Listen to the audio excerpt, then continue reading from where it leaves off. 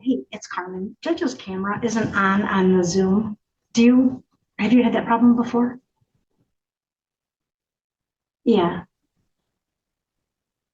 Close out the Zoom.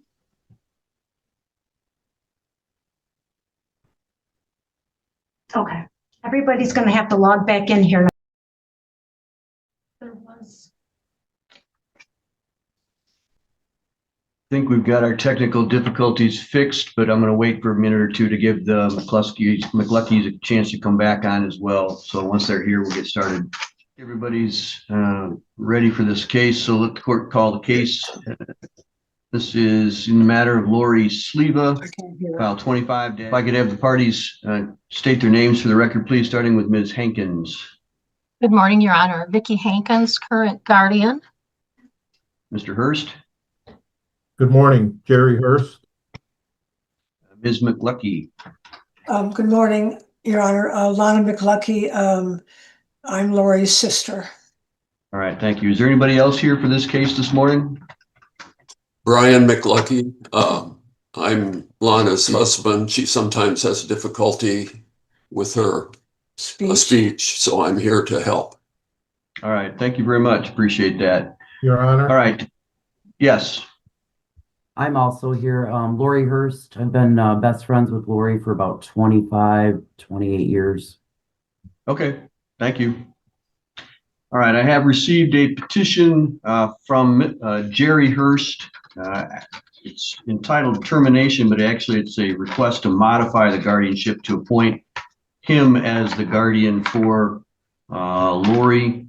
And then I've also received the objection to that from the current guardian, Ms. Hankins. I've read both of those things.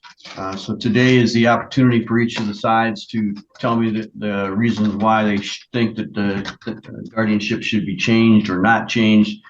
Because this is Mr. Hurst's petition, I'm going to allow him to go first. Then I'll hear from Ms. Hankins, and then I'll hear from Ms. McLucky or anyone else that wants to hear at that point. So Mr. Hurst, go ahead, please. Thank you, Your Honor. I was friends with John and Lori, especially her husband, for a long time. We took care of Lori for 3 years after John passed away. And unfortunately, because of her mental condition, we had to make sure she got in a home and got proper care in a home. And I wanted to be her guardian from the beginning, but unfortunately, my son, who lives in Colorado, had major shoulder surgery, and I went out there for 2 months when this first began, so I wasn't here to ask for guardianship at that point. All right. Is there any other information that you want me to be aware of? Other than the fact that we care a lot about her. As I said, her husband and I were extremely close, and we just want to make sure she gets the best care. I've had the opportunity to go to the facility where she's at, and I don't know if you've ever been there, but it's more or less like a jail cell. Her room is just a bed. You can barely get around that. So I'd like to see at least move to a better facility if possible. Do you have any experience as a guardian or a conservator in the past? I do not. Do you have any experience working with Medicaid and Medicare? Other than being on Medicare, no. All right.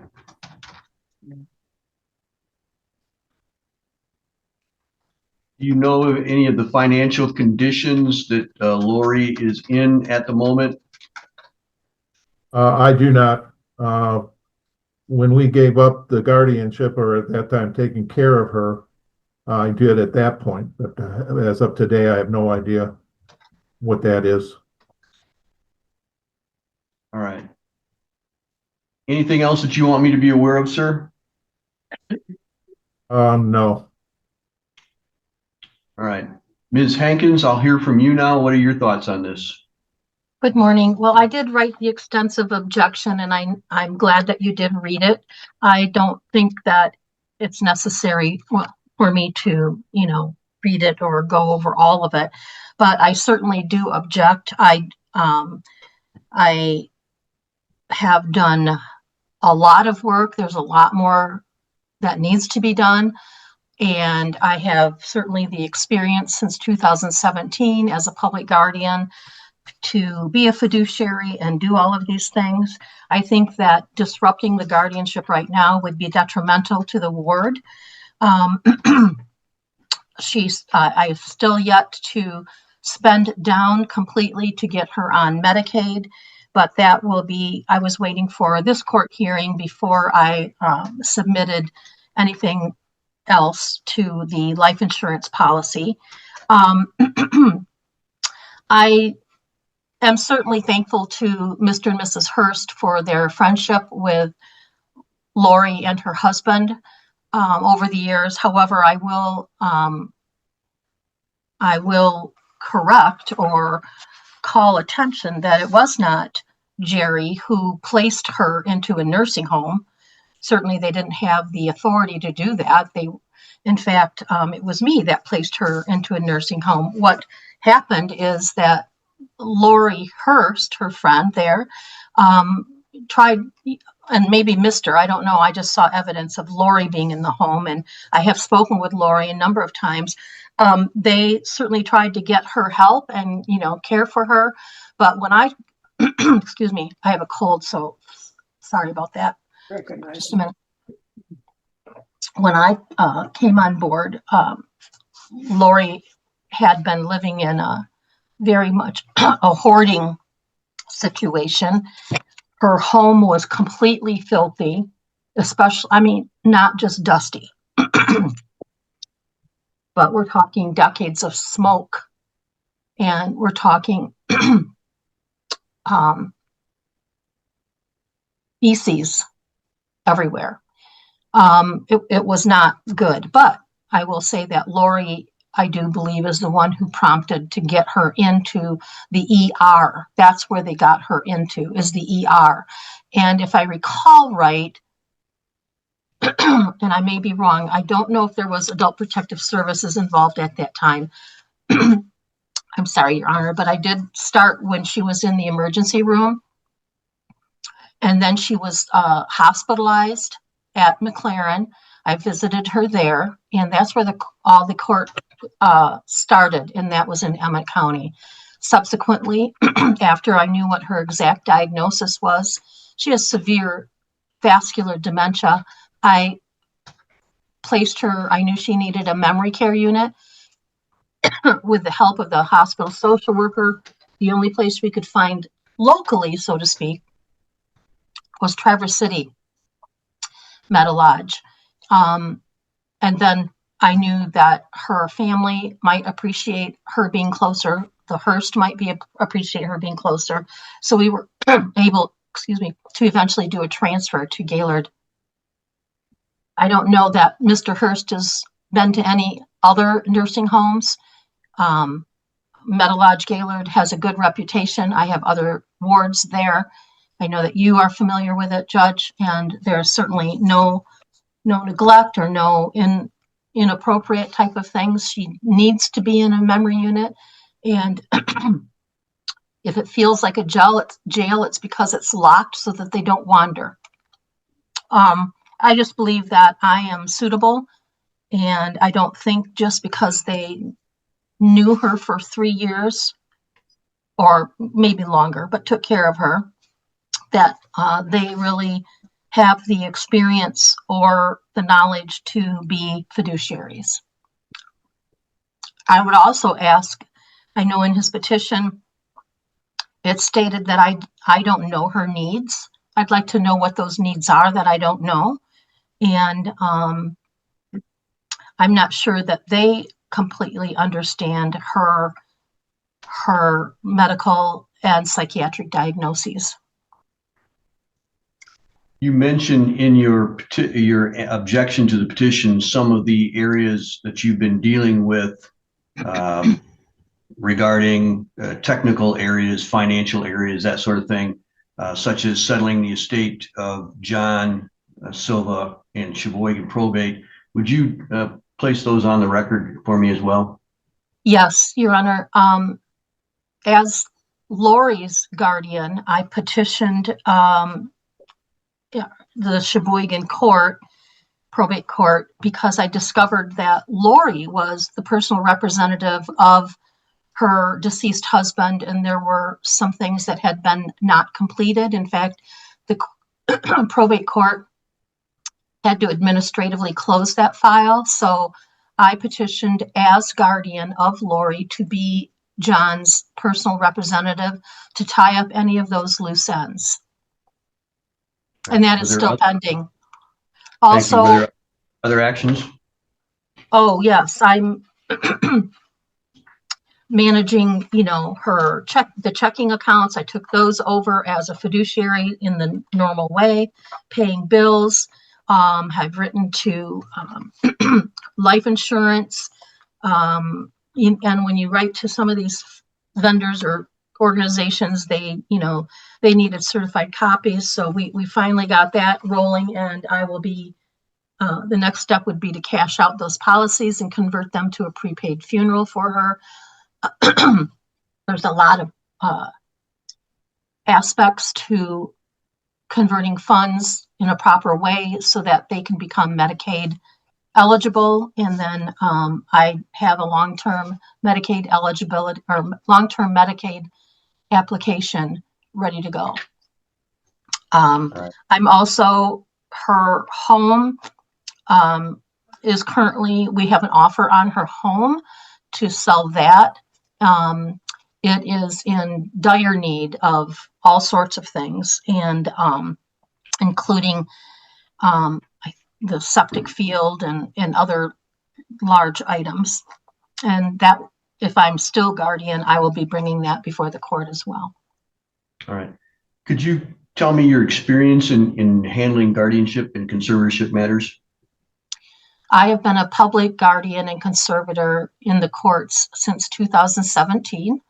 I act in Grand Traverse, Charlevoix, Emmett, Sheboygan, Presqu'île, Otsego, Kalkaska, and Antrim counties, where I have an excellent reputation. As you may know, Northern Michigan guardians, public guardians, are needed, and we typically carry a large caseload. And by large, I mean between 40 and 50 people. That's been consistent for me. I was a legal assistant for 10 years. I've been a pastor's wife for all my life. I have been a social service aide. I'm very familiar in advocating with CMH. I worked for a psychologist. I am very much understanding, advocating for any need that a ward has, from homelessness to all the resources that can be available. I also know that my job as a guardian is that a ward resides in the least restrictive environment, but balanced with their needs and their safety. All right. Is there anything else that you want me to be aware of regarding your objection to this motion? To my knowledge, Lori, and it's due to her dementia, I'm sure, but she has never mentioned Jerry to me the numerous times I've spoken with her. She has indicated that with the GALs that she likes me. I do participate in care conferences routinely when I go over there. I also consult with the nurses and the social worker and the staff there at Meadow Lodge, and they certainly have never provided me with any negative feedback about my care. All right. Thank you very much. You're welcome. Mr. or Mrs. McLucky, is there anything that you want to add? Of course. Thank you for your time, and I apologize for my speaking and my voice. Oh, that's fine. The current public guardian certainly has been assigned due to my inability and my family's inability due to health. which has only kind of increased in issues. My husband has a recent TIA. My brother, Rick Knierim, would certainly wouldn't be up to this. And neither indicated availability. That simply is not true. I wanted to be Lori's guardian, most definitely, but because of my age and stage with our cancer, simply not okay. Utilization review at the hospital indicated that it was time for Lori to get out. I mean, she's had her days there. And then enter in the devastating ice storm that took over northern Michigan for quite a while. The Hearsts are business people, and they can speak to this more clearly than I, but they had a horrific time working through the storm for the businesses, trying to make sure they have contact with my sister Lori. And I finally had to say to the social worker, pardon me, I simply can't do the guardianship. And with the papers that I've read, talking to the social worker, the public guardian is the last resort. And so that's how that happened. I'm a professional social worker. I spent probably 45 years in mental health, as my husband has. Been aware of my sister's declining mental health and her dementia.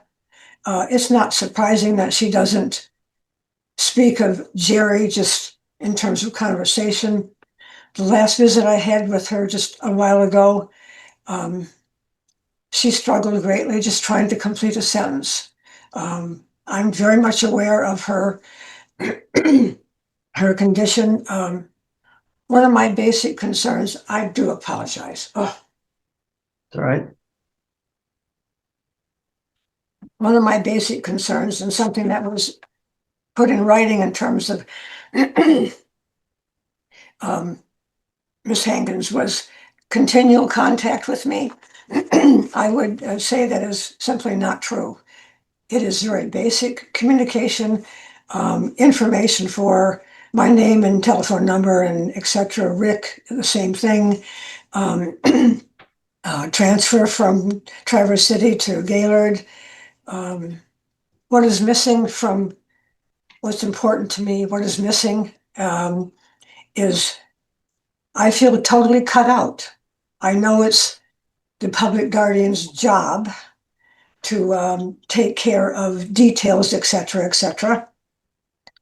But I don't feel like I have a basic courtesy. I don't feel like there's thought in terms of what it's like for me to be so removed from my sister, apparently legally. And the whole issue of transparency is very important to me. I just don't feel like I hear anything about Lori. When I visit her, I will talk to the workers there, who are very pleasant. I will attempt to talk to a nurse manager on duty, and I'm careful in terms of not asking for information that I'm sure they would tell me I couldn't have. But nothing is shared, and I miss that. I strongly object to that. I am in complete trust and confidence with Jerry Hurst, Miss Hurst being involved. Yes, it's complicated, but it are also tasks you can learn. Lori is a family to me. She's not a client. And I mean, I understand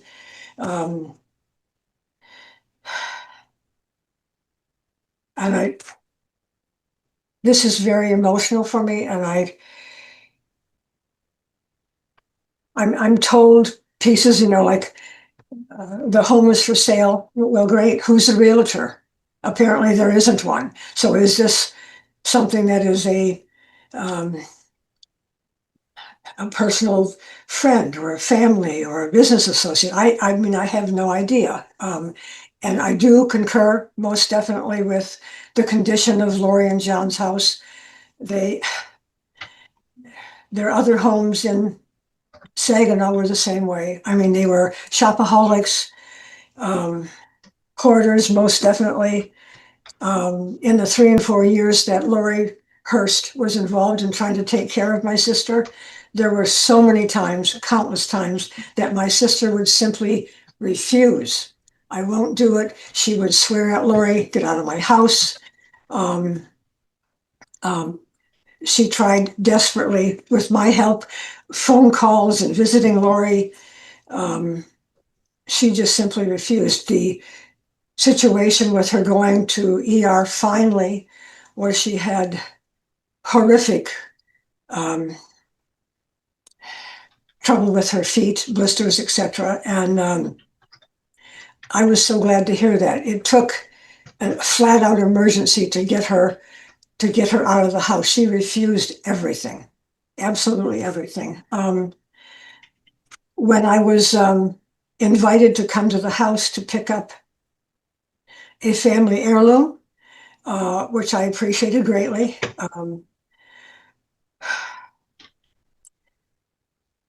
I could tell from the items in the house, and it certainly was continued to be a mess, I'm sure.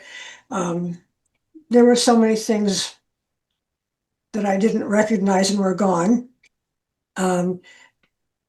Miss Hankins indicated to me that she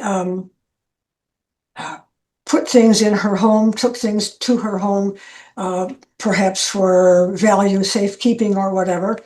And as a family person, not because I want that item, but as a family person, I would appreciate an inventory of what is in her home, perhaps a family home. I have no idea, but I would greatly appreciate that.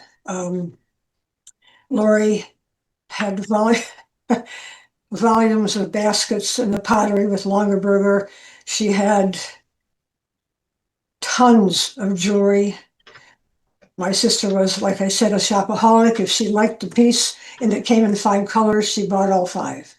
I know I'm rambling, but I feel so ignored and set aside. And I believe in, I trust in, I have faith in the Hearst being involved with my sister, as my brother does. I'm speaking on his behalf. I feel I'm very much aware of her mental health, and I try to be careful, like I mentioned before, to talk to the nursing staff. I would so appreciate being aware of what is happening to her mental health wise, how she's being treated. I concur with Jerry Hurst. She might be in a safe place in terms of not being able to get out, but her room, I'd be surprised if it's wider, her piece is wider than 10 feet. And it looks depressing. She has no light, no window because the other person is living there. It's massively sad. Thank you for listening, and I'll rest for now. If I could, Your Honor, just add. Certainly. Sorry. I think Lana mentioned about how she fully trusts the Hearsts, and I would concur with that. It's hard to imagine the effort and that Lori Hurst and Jerry Hurst put in over the last few years since John's death. Sometimes when I heard about what was going on, and the effort she had to put in, I didn't know how she could do it and run a business too. Businesses, yes. The other thing it's hard to imagine is that Lori's connection, Lori, Lana's sister's connection to Lori Hurst, her friendship, how close her friendship was, and how much she depended on her, and how I don't know how many times we were hearing from our Lori that she was waiting to see Lori Hurst and was so excited about it. So there's that. The other thing I want to just put on the record is I would be willing to be a source, and I'm sure Lana would too, a source of information and support to Jerry. I worked in the community mental health system for 40 years. I worked in community placement where we were placing people in nursing homes. I served as guardian ad litem and many times when we were placing people from state facilities in the community. I was a case manager, so I managed to help people manage their benefits, Medicaid and Medicare benefits. I'm very familiar with that. It's been a few years. I'm retired, but that was my life. And I also, part of that time, I also worked as a psychiatric social worker, treating people with major mental illnesses and dementia. So I'm familiar with that. I used to have to diagnose people. And so I couldn't be guardian formally because of my age and health issues. But as much as possible, I'm very willing to be available and a consultant to Jerry. I think that's it. Thank you. Right. Yeah, thank you. Is there anyone else who would like to make a statement at this time? Yes, Your Honor, I would like to say just a few words. Go ahead.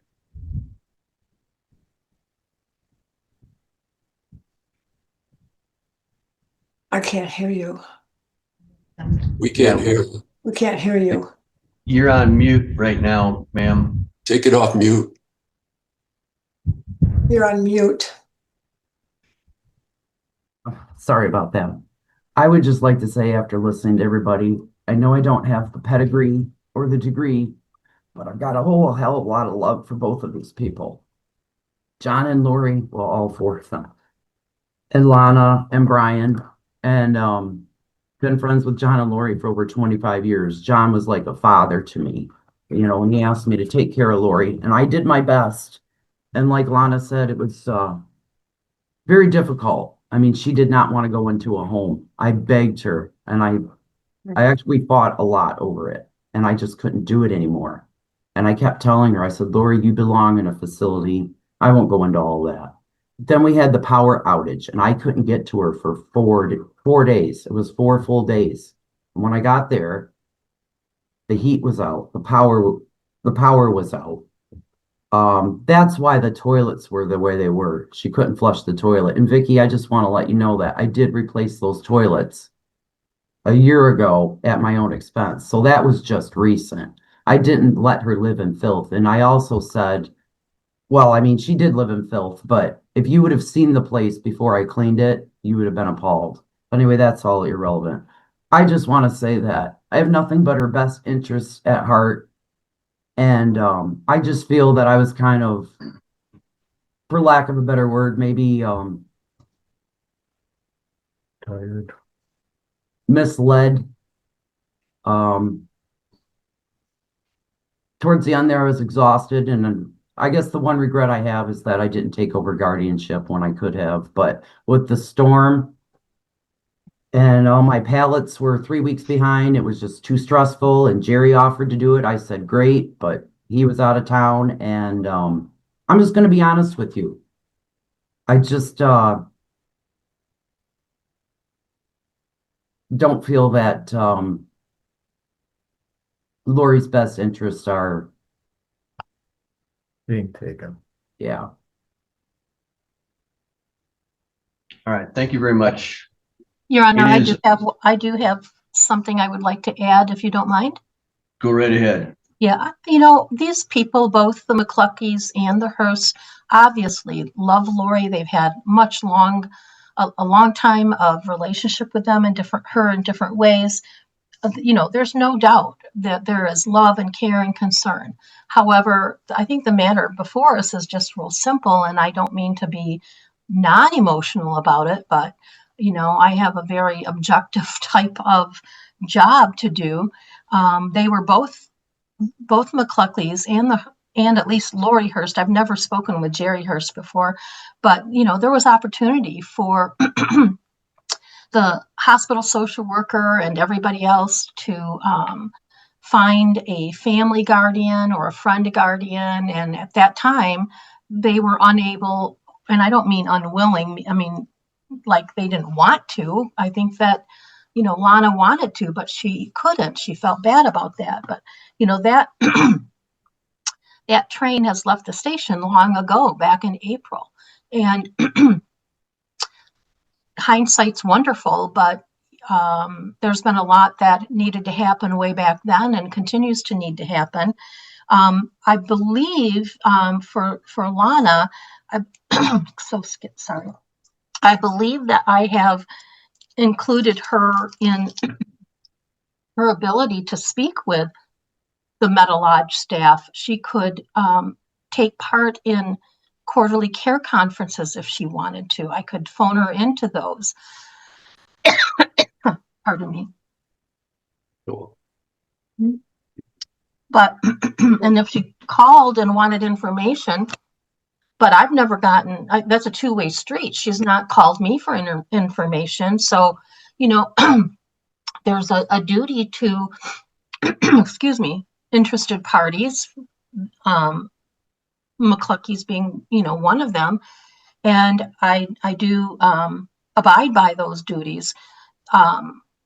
Certainly it's not ever, I don't update any of my interested parties, or you can't do it on a daily basis or a weekly basis, or, every jot and tittle on the cases and whatnot. But certainly when there's important things, but not the everyday occurrences where Miss McClucky could call and speak to Meadow Lodge, because I believe I've given that permission.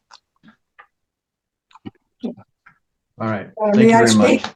Now we just talk. May I speak? Go ahead. May I speak? Yes, go ahead. I'm going to go back a bit to the piece that makes a great deal of sense to me, again, in terms of the last resort. My family is myself and my brother, who's not able. There is no other family person who can do that. There was no one there. The only people that I could think of was the Hursts. And again, because of situations we simply couldn't control, it was the last resort. Speaking to Ms. Hankins' comment, this process in terms of a public guardian, and in other conversations with her, for instance, I offered to, with Lori's Longaberger things, I offered to, through my contacts and other consultants, help to sell them. And I recall the first thing I heard was, that's Lori's money. Of course it's Lori's money. That would not, I'm off the trail. I've never been told that I can join a care conference. I would love that. That's my one bugaboo here, is I just don't feel like and I don't expect daily conversations. I don't expect weekly conversations, but I feel left out and just simply ignored. I just don't feel there's transparency.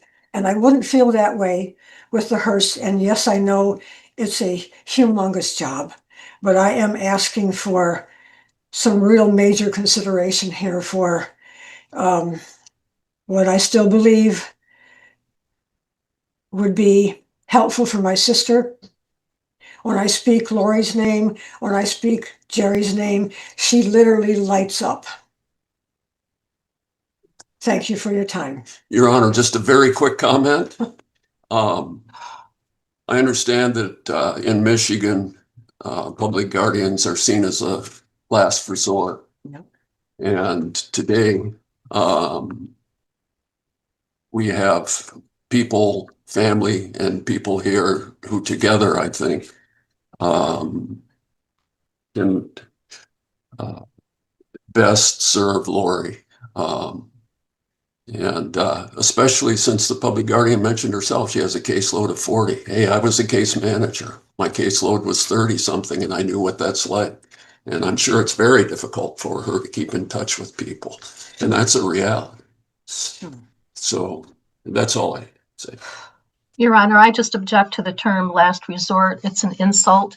And I don't think that that's how the law reads, but public guardians, there's a priority, as you know, there's priority appointment, and the law is very clear on that. But it's an alternate option for many people, and you know, I don't feel like a last resort. All right, thank you all.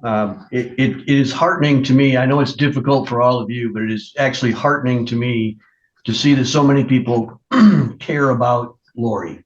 And to me, that's the biggest issue here. How that boils down to who does what is what my job is. So let me tell you what the law says, and then we'll kind of walk you through where I'm going to go with this. The statute for removal of a guardian says that any person interested in the ward's welfare may petition for an order removing the guardian. So Mr. Hurst is interested in Lori's welfare, so he's allowed to petition to remove the guardian, and that's fine. The court then sets a date for a hearing, and we've done that, and we're here today. The next part of the statute talks about potential guardian's qualifications. And it says that the court may appoint a competent person as guardian for a legally incapacitated person. And then it says that the court shall appoint a person, if suitable and willing to serve, in the following order of priority. And that's kind of where this idea of last resort has been, it's been shortened into that shorthand, if you will. Last resort does not mean worst possible person for it. It does not mean least abilities or capabilities. It simply means that the statute has set a priority of how it should normally go. And it starts out with a person previously appointed, qualified, and serving in good standing as the guardian. That is the highest priority. So in the circumstance that I have before me today, Ms. Hankins is actually in the highest position of priority because she is the person who is appointed, qualified, and in good standing, representing the legally incapacitated individual. That is Lori. So rather than say that she is the last resort, right now, the circumstance under the law is that she is the first resort. If you had come to me, well, if the case had started with me and it was just the difference between family members and a court-appointed guardian, then the family members would outrank, because the next person is a person the individual subject to the petition chooses. Well, Lori can't and didn't choose anybody. The next person would be a person nominated as a guardian in a durable power of attorney. Well, we don't have that either. The next one is a person named by the individual as a patient advocate or attorney in fact under a durable power of attorney. We don't have that. A person appointed by a parent or a spouse of a legally incapacitated individual. We don't have that either. Next person down is if there's nobody in that list, then we look at an individual who is related to the individual in the following order of preference: a child, a parent, a relative with whom they've resided for 6 months, a person nominated by the person who's caring for the individual. So the family would have been under that list, would have been of a higher priority than a public guardian in the beginning of the case. But everybody acknowledges that nobody was available. Nobody was, and I'm not throwing stones and saying, well, you should have been. That is just the way it worked out. And that is how life happens sometimes. So I'm not blaming anybody for the circumstance that I find in this case. And I don't think anybody should feel bad about that. All of you have lives, you have businesses, you have health concerns, you have age and retirement and other circumstances. And I want to say the care that I see and hear from you is remarkable, and it is to be praised. However, I'm required to follow what the law says. And the law says right now that as long as Ms. Hankins is doing a good job, and I find that so far she has, I just reviewed this when it was transferred over to me from Emmett County a few months ago, I believe in September. So I found that she was doing an appropriate job then. In her objection to the petition, she has listed a number of things that she has done, which is appropriate and proper under the financial best interests of Lori, such as settling the estate of her late husband, John, talking about the real property, the house, getting that ready for sale, the pension, converting the life insurance into a prepaid funeral arrangements, working with DHS and Social Security. All of those things require some qualifications, require some skill, some effort, and some energy. And I find that she has done those things. So because she is now under the statute, the person who has the highest level of priority as to who should be the guardian, for that reason, and because she is currently in good standing and doing a good job, I am going to continue her as the current guardian. That doesn't mean that I want all of you to simply fade away into the woodwork and not have any contact with Lori in the future. I want you to be involved on a regular basis. I want you to call Ms. Hankins and say, hey, have you thought about this? Hey, could we get her a bigger room? Does she have the finances to be able to do that? Can we put her in a place where there's a little more open air and access to the gardens or wherever? And maybe you can assist her in trying to find such a place. So I want all of you to be involved in Lori's life. I think that would be a benefit to her, and it would probably benefit Ms. Hankins to have more people saying, hey, I can take a piece of this. I can help you find out this information or that information. I want, as maybe Lana would, I want to be involved in the care routines. I want to hear about that. And I think Mr. McLucky has got some great information that he's had for a long time based on his skill level in his past job. I think all of those things can be of a benefit to Lori. But as of right now, the person with the highest priority for guardianship is Ms. Hankins. And so I'm going to rule that way. And I'm going to ask the Hursts and the McLuckies to do their best to assist Lori in any way that they can with their love, with their involvement, with their care, and then give whatever information and assistance they can to Ms. Hankins so that we work together as opposed to against each other, all for the benefit of Lori. All right? That would be the ruling of the court. Do we have any recourse at all? Is there any legal recourse that we have at all? You can appeal my decision if you wish. Your Honor, could you please explain the accountability process of a public guardian to your court? How is that? Yep. Monitored? Just like any guardian, she is required to submit regular reports to the court, at least annually on the financial, and also she's required to give a report in writing. And then I also have a hearing on a review to see how the ward is doing. So we schedule those on a regular basis, at least annually. And I have no objection to you having contact with her on a regular basis either. And I doubt whether she would have any objection to that, to see how things are going. And if you want to ask for financial reports on a more regular basis, I'm sure she'd be able to give those to you as well. I'm not saying daily, but quarterly or something like that on a regular basis. So we could do those kinds of things as well. So I'm going to ask the parties to simply speak with Ms. Hankins, work out things as well as you can.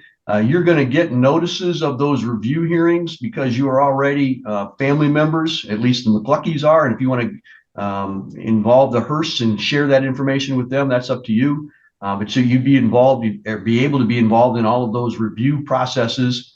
And in the future, you are not limited you could bring another motion to review the guardianship in the future. Anybody can do that as long as they are, quote, an interested party. So it's pretty open to who can file those kinds of motions and the reasons for filing those motions. I'm going to look at them as to what the law says and what I think is in the best interest of Lori. All right. Any other questions? Just to follow up, can the family have copies of those reports that go to the court? Yes. Okay. How would we to know that? No, that's all right. You can Okay, certainly that's ask we'd them. like to request that. Yeah. Yeah, you'll get notice Absolutely. of the review hearings. And once you get a notice of the review hearing, you could ask for, or if you don't get ahead of time, we could make a copy of it and forward it to you after the hearing. So yes, if you want to be involved in that process, we can make those arrangements. Thank you. Thank you. All right. Thank you all very much. That's all for today then. Thank you, Your Honor. You're Thank you. welcome. All the names of people waiting to see their stuff. 9-LG. Who do we have present for that hearing, please? Josh Dombrowski. All right. Thank you, sir. I was told Mother Darla Garwood was trying to log in. She said that she wasn't able to, but I do have a phone if you wanted to call her. Yeah, let's do that. Go ahead and give me a number. Hello, Can I speak with Darla Garwood, please? this is her. Mrs. Garwood, my name is Judge Kevin Hesselink. I'm calling to you from the family court in Otsego County involving Allison and John. I understood that you wanted to be a part of that case, that process. Yes, sir. I had logged onto the Zoom thing and my screen keeps going black. I've restarted the phone, re-downloaded the app. It's still showing black. I'm not sure That's fine. what's going on with it. I'm sorry. No, I'm happy to have you on this way as well. That's fine. So I do have Joshua Dombrowski with me. Is there anybody else, Mr. Dombrowski, that you anticipate being present for this hearing? No, my wife, the co-guardian, she was trying to be on, but it went too late, so she had to get back to work. All right. So I have Mr. Dombrowski, who is the guardian, and I have Ms. Garwood. I have received an annual report of the guardian. Mr. Dombrowski, could you kind of summarize that so that Ms. Garwood can hear it? Yeah, I mean, I know she did receive it as well, but just basically, John and Allison are both doing wonderful. We've had some updates on treatment for their teeth. All their doctor's appointments are up to date. Their shots are up to date. They're both currently enrolled in school. This is the second year for Allison, first year for John. They're thriving in our care. She and I have had an extensive conversation about their care, and she and I both agree that if we could go forward somehow to go in the direction of adopting them, that would be perfect. I mean, we're mom and dad to them, you know, and I just want the best for them. And I think Darla's in agreement, and you can ask her about it. All right. Is there anything else about the kids and their care, how they're doing in school, how they're doing with their friends, anything like that that you want me to be aware of? I mean, they're both doing really good in school. John is starting speech therapy in school. He's got a little bit of a stutter. He just developed it. They say it's kind of normal at his age. They have friends. Allison's had a couple of sleepovers with one of her really good friends. They both attend church every Sunday with my wife and I. We actually, back in February, went in with them and we dedicated for them for the day, and they love it. I mean, they're like I said, they're just the happiest kids I think I've ever seen. Well, good. I'm glad to hear that. Has there been any sort of a parenting plan for the biological parents involved? No, not really. She's not here. It's been a long time since she's had any contact with them. When she was coming around a little bit, it was causing kind of a disruption almost with Allison, especially. We would have night terrors for 2 or 3 days. A lot of issues at home.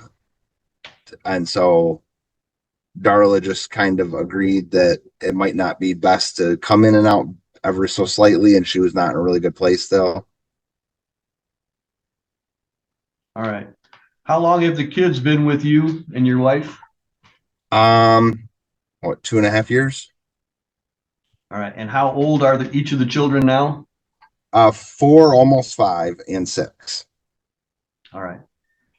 So a very substantial portion of their lives they've been with you and your wife. All right. And Yeah. you are asking for you to be the primary guardian and your wife to be the standby guardian. Is that correct? Yeah. Yep. That's what the current setup And was, and we want. Yep. That's kind of how it's been, and you want to continue that basically. Yeah, and like I said, I don't know what process I need to go through to look forward to actually to adopt them. I don't know how to do that yet. I haven't figured that out, but that's definitely something we want to do. All right. We can discuss that in just a minute. Mrs. Garwood, do you have any questions for Mr. Dombrowski, or do you have any additional information that you want to add at this point? No, sir. How much, if any, contact have you had with the kids in the last year? I haven't had any contact with the children. All right. Is there a biological father in the picture at all? No, sir. And do we know who that is? His name is Mike Moore, but I have not had contact with him since about 5 years ago, 4 years ago. I left a very bad domestic situation and have not had contact with him since. All right. Do you know if he's had any contact with the kids at all in the last few years? No, sir. He's never met John, and he had shown no interest in getting to know Allison. All right. What do you want to have happen with the kids at this point? I have discussed it with them that I would like Josh and Christine to adopt them. I feel like it is best for them. Okay. Have you had any contact with an adoption agency or with the MDHHS, the Michigan Department of Health and Human Services, about that process? No, sir. All right. It would require you to, one way or another, terminate your parental rights. Do you understand that? Yes, sir. All right. And there's a couple of different processes for doing that. And I would like for you to begin to talk with Mr. Dombrowski and with Department of Health and Human Services about that process. Probably the easiest way is called a consent termination of parental rights, where you basically come into court and inform the judge that you waive or give up your rights to have the children. But that would also have to be done with the biological father as well. So it may take a little bit of time to get that accomplished, but there is that process if you wish to engage in that. Do you have any objections, Ms. Garwood, to the continued guardianship that's being requested by Mr. Dombrowski? No, sir. All right. Any other information that you want me to have, ma'am? No, sir. All right. Mr. Dombrowski, is there, as far as the adoption process goes, did you understand what I said to Mrs. Garwood? I did. Also, just for note purposes, when we originally got guardianship granted to us, the CPS worker, Matt, I don't remember his last name offhand, he had made several attempts and talked to the biological father, and the biological father indicated he wanted nothing to do with it, and that was on court record, just so you know. And I kind of assumed those things, but since I'm actually a new judge here, I wanted to make sure that I got those things on the record, so I knew them as well. And so what I'm going to do is, if you are serious about the adoption process, I'm going to refer you to the Michigan Department of Health and Human Services. It's probably Matt Lawrence that you're talking about from CPS. That is, yep. He's been there a long time. He's very good at what he does, but they also have other individuals that deal with the adoption process, and they have specific agencies that are set up for that. So they will be able to assist you and direct you. They may point you towards a private adoption agency, and there are those that are out there as well. Or you could hire an attorney that could kind of help you walk you through that process. Or you could go to MDHHS and see what they recommend, because they have the ability to do those things as well. So I'll leave those things in your hands at this point. I can't act as your attorney because I have to be the judge in that whole process as well. So Right. Is there any other questions that you have about that or about this guardianship process, Mr. Dombrowski? No, I do appreciate the information though. All right. All right. I will find that the continued guardianship is appropriate with the Dombrowskis. I will appoint Mr. Dombrowski as the plenary guardian and Mrs. Dombrowski as the standby guardian. In case he is unable to exercise his duties. I'm positive and sure that they're going to be doing that together anyway. So it's probably a good thing to appoint both of them. And I would make that appointment as to both children. It does appear to me from the annual review report and from the testimony taken today that the kids are receiving great care, that they're doing very well medically, school-wise, emotionally, and in their relationship with their guardianship parents. So it appears that things are going well there. And so we will continue the guardianship. We'll set it for an annual review in the future. See if there's anything else.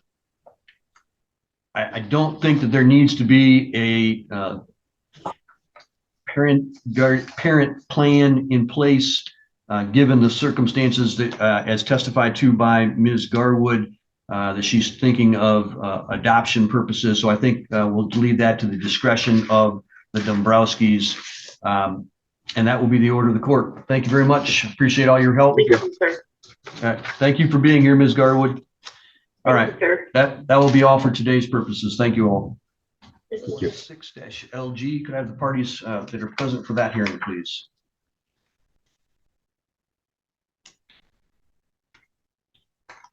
All right, Ms. Schultz, you're on mute at the moment.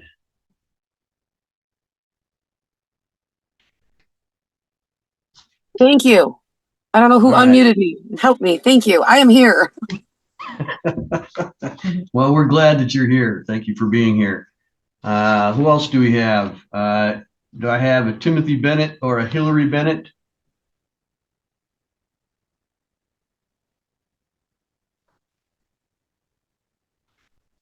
All right.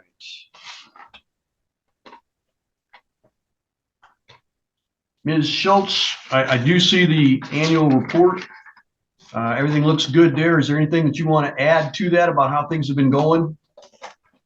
He's an amazing kid. He's super resilient. And when we got him and he came to us with no socks, no shoes, no car seat. And then even last year, he still wasn't reading at the beginning of the year. And now he asks for time. He's top of his third grade. He's in second grade, but he is beyond the third graders in math. I'm a general contractor and he comes out and he's got it down to the inch, not just tens, but down to the inch. And so he is doing amazing. He's had some counseling. It's usually around the holidays that, stuff gets brought back up. But he has not seen his parents in over a year. It was late July, early August, and things really went sour. Tim quit his jobs up here, and I can share with you because last week we had a hearing for some child support, which more to the point that I'd like to see him sober. I don't need the money, but we put out like an APB in Jackson, his friends, because nobody had seen him. He didn't show up to that hearing. Even his sisters, usually a court hearing, even if he doesn't go to it, he'll, come by and talk about it. Well, so if you want to see, but the verdict is he's down on Michigan Ave around the Meyer where you beg. There's a homeless camp down there. It doesn't sound like he's staying at that house because the Judds have seen him, and the Judds live at 25 something Page Ave, which is probably where his mail's going, but they said they seen him, not that he was around. So I don't even think he's at the Judds. He's looks pretty bad. His ex-girlfriend even put on there that it's sad. I mean, he's got tumor-like things on his arms and he's in a terrible place. That's too I just bad. keep praying and we don't bring them up and we focus on the positive. We just keep going. So I was not with my mother my whole childhood, and it's helped me help him. But it's generational and I'm breaking those curses. So Good. I'm happy to have him. And if things change, I gave him an opportunity. He is quite a bit behind in child support.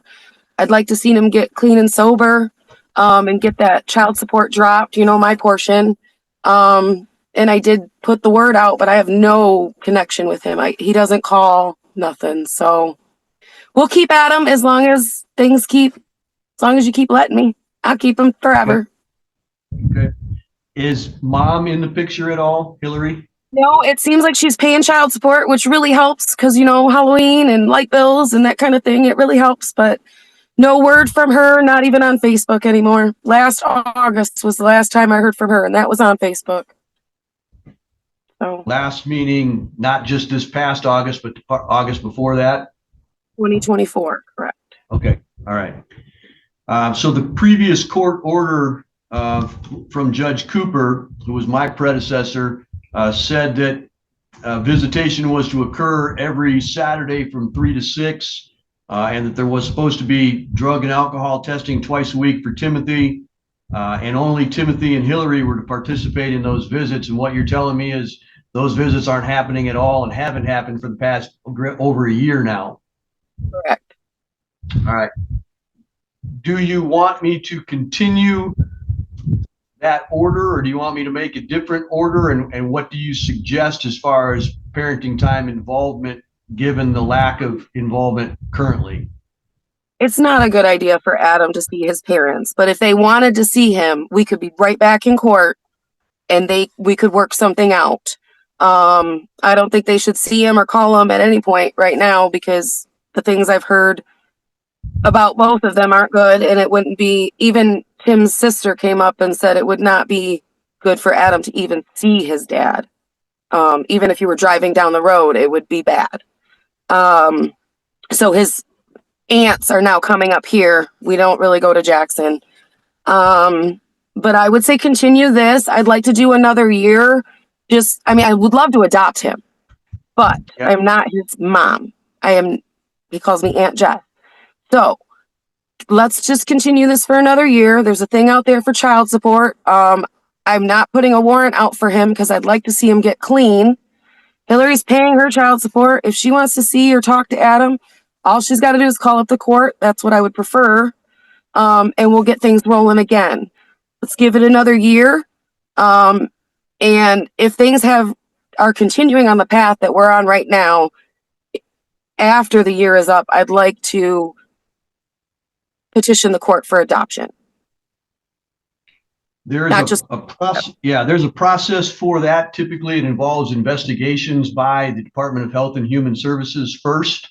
They try to contact the parents. They try to determine whether or not they're going to consent to give up their parental rights, or whether there needs to be a court hearing and a petition and that kind of stuff filed by them. They do another home investigation, a home visit with you to see how things are going. I'm sure you're well aware of how that process works. Yep. But there's a process involved. So or if you don't want to go through that, there are private adoption agencies, but the process is very similar. So I'll leave that to your judgment at this point. I'll put my feelers out. I know a couple of people who've gone through agencies to adopt, and they're local up here, so I'll find out. But thank you so much for your time and taking over all Judge Cooper's. I kind of miss him, but got to move on, got to move forward. So yeah, he's still around. He helps us out in court on matters that he can still do as a magistrate. So we've kept him around because he is so good. Good guy. Yep. That Carmen lady too, man. She's wonderful. She keeps us going. There were some things that happened last year, and she reached out just to make sure we're okay. So, thank you all. I appreciate it. Yep, I am going to continue the guardianship. It does appear to be in the best interest of Adam. Things are going very well. It appears that he is scholastic-wise doing excellent work. His physically, mentally, and emotionally, he appears to be on track and doing well there. Also, I do find that there's been no contact from the parents, and therefore we will change the guardianship order to reflect that any parenting time would have to be by motion for them. And to stop her video sharing. it looks like we've got some good pictures of Adam, so I appreciate Yeah, that. that's when we first got him, and then that is just last month. He weighed All right, that's 36 awesome. pounds when we got him, so he's doing good. I'm very pleased about all of that. So any questions that you have, ma'am? Nope. All right, I'll sign these orders and we'll send them out to you. Please give my best to Adam. I will. Thank you, sir. You guys have a good week. You too. Present for that case, please. There was a family of 3 sitting on a couch earlier. I don't see them now. Do I have Pauline or Scott Ogden present?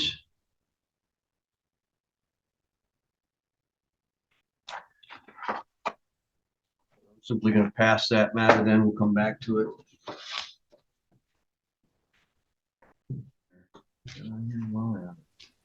I have them together. Who do I have present for that case, please? J.D. Prostrink on behalf of Diane Patricia Gilpin.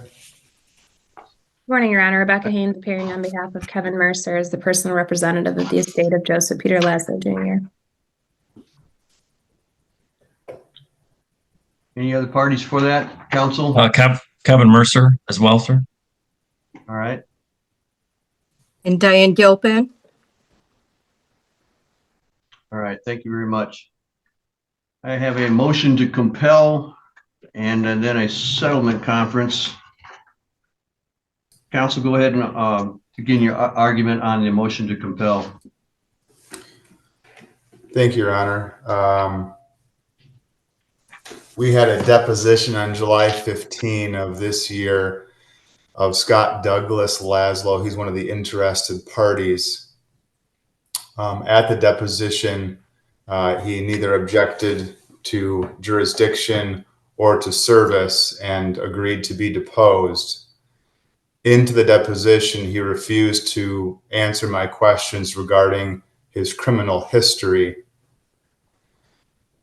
There is some evidence that he has some criminal history. I know one offense, but I do not know if he has any other because he refused to answer my questions. And so we're asking that the court sanction Mr. Laszlo, order him to pay the attorney fees and costs and to submit to a second deposition to pay for that and to answer the questions regarding his criminal history. Thank you, Your Honor. Counsel, your objection? Yes, Your Honor. Mr. Laszlo is currently living in the country of Georgia. He was not properly served with a subpoena for the deposition. He voluntarily appeared by Zoom. The criminal history was objected to. As a side note, the only criminal history that I was able to find is for an offense that occurred well over 10 years ago, and it was not for a crime of theft or dishonesty. Regardless, Mr. Counsel for Ms. Gilpin here has not attached a single court rule, case law, or statute that would permit this court's jurisdiction to extend all the way to the country of Georgia to compel an individual to appear for a deposition. Subpoenas for discovery are only from the state of Michigan, are only valid within the state of Michigan. So does that mean that Mr. Laszlo doesn't get to participate in the proceedings then? Your Honor, at the end of the day, the issue is I don't represent Mr. Laszlo. The problem is this court doesn't have the jurisdiction to do what Mr. Pasternak is requesting, and I've pointed that out to him. And furthermore, there is nothing, he hasn't supported his motion properly under the court rules either. Well, if somebody appears voluntarily and they don't do what they're supposed to do, doesn't the court have jurisdiction at that point? Your Honor, the only time I've ever seen that occur is when the individual is actually in the courtroom. He doesn't currently reside within the United States. I'm not sure how this court has jurisdiction over Mr. Laszlo. you can zoom in from anywhere. Why would I not have jurisdiction if they voluntarily submit to a deposition? That deposition has concluded, and it was a discovery deposition, and it's for information that is not, it's neither relevant nor is it even admissible in this matter. All right. If Mr. Laszlo were to voluntarily appear at a hearing, I would agree that this court would have a different authority at this point, but I'm unaware of any authority that this court has to make Mr. Laszlo appear for a second deposition. And Ms. Gilpin's motion here does not provide any support for the same. All right, Mr. Prastrink, as to those matters, what is your response? This is frivolous, Your Honor. Ms. Haynes admitted that she does not represent him. She indicated that she's aware of one criminal conviction or criminal issue of Mr. Laszlo. And that's the point of the deposition. I ask him, what is your criminal history? He then says it. If it's not relevant, then I can't proceed and I can't use it in court. But I'm entitled to know what his criminal history is. And he's thumbed his nose at the court by not answering that. The court has acknowledged, it appears, that he did submit to it.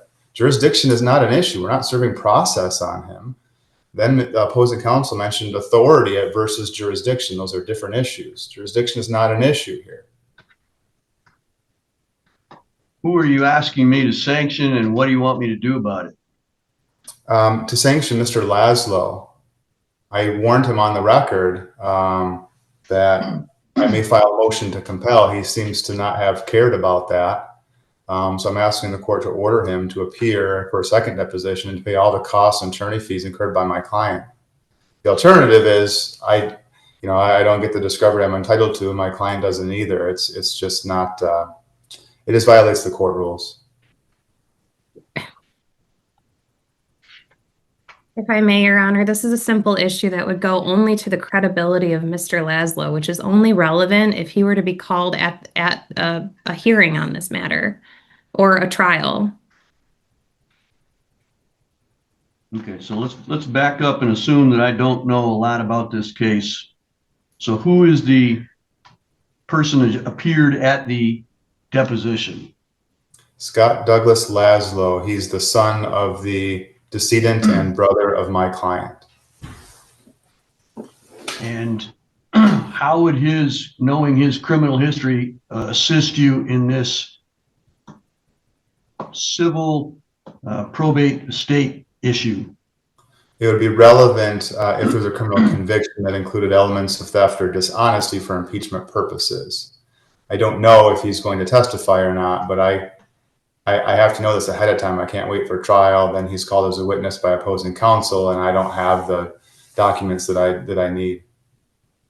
Well, if he's failed to avail with your process, that would be a reason for asking for his testimony to be stricken, right? I hope so. I mean, I would have to make that motion if I don't have the information that that I asked of him. Yes. Do you know where he resided in the past before he went to Georgia, the country of Georgia? The last address I had for him was in Germfask. So Michigan? He was in Michigan. He was in prison for a while. I don't know exactly for how long. I don't know if that was his address when he was in and if he got a new address when he got out. I'm looking at the deposition transcript to see if he answered my question about the address. And if I remember right, he did not.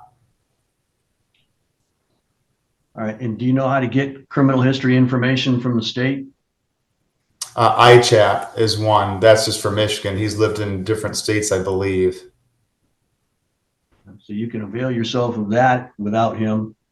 I agree with other counsel that I don't think that I have the ability to sanction him at the moment if he's not within the state of Michigan. But I can certainly, I think you've preserved your record if he's going to be listed as a witness and called as a witness and has failed to answer your questions on deposition, that would be subject to at least some action once he's in court and subject to my authority at that time.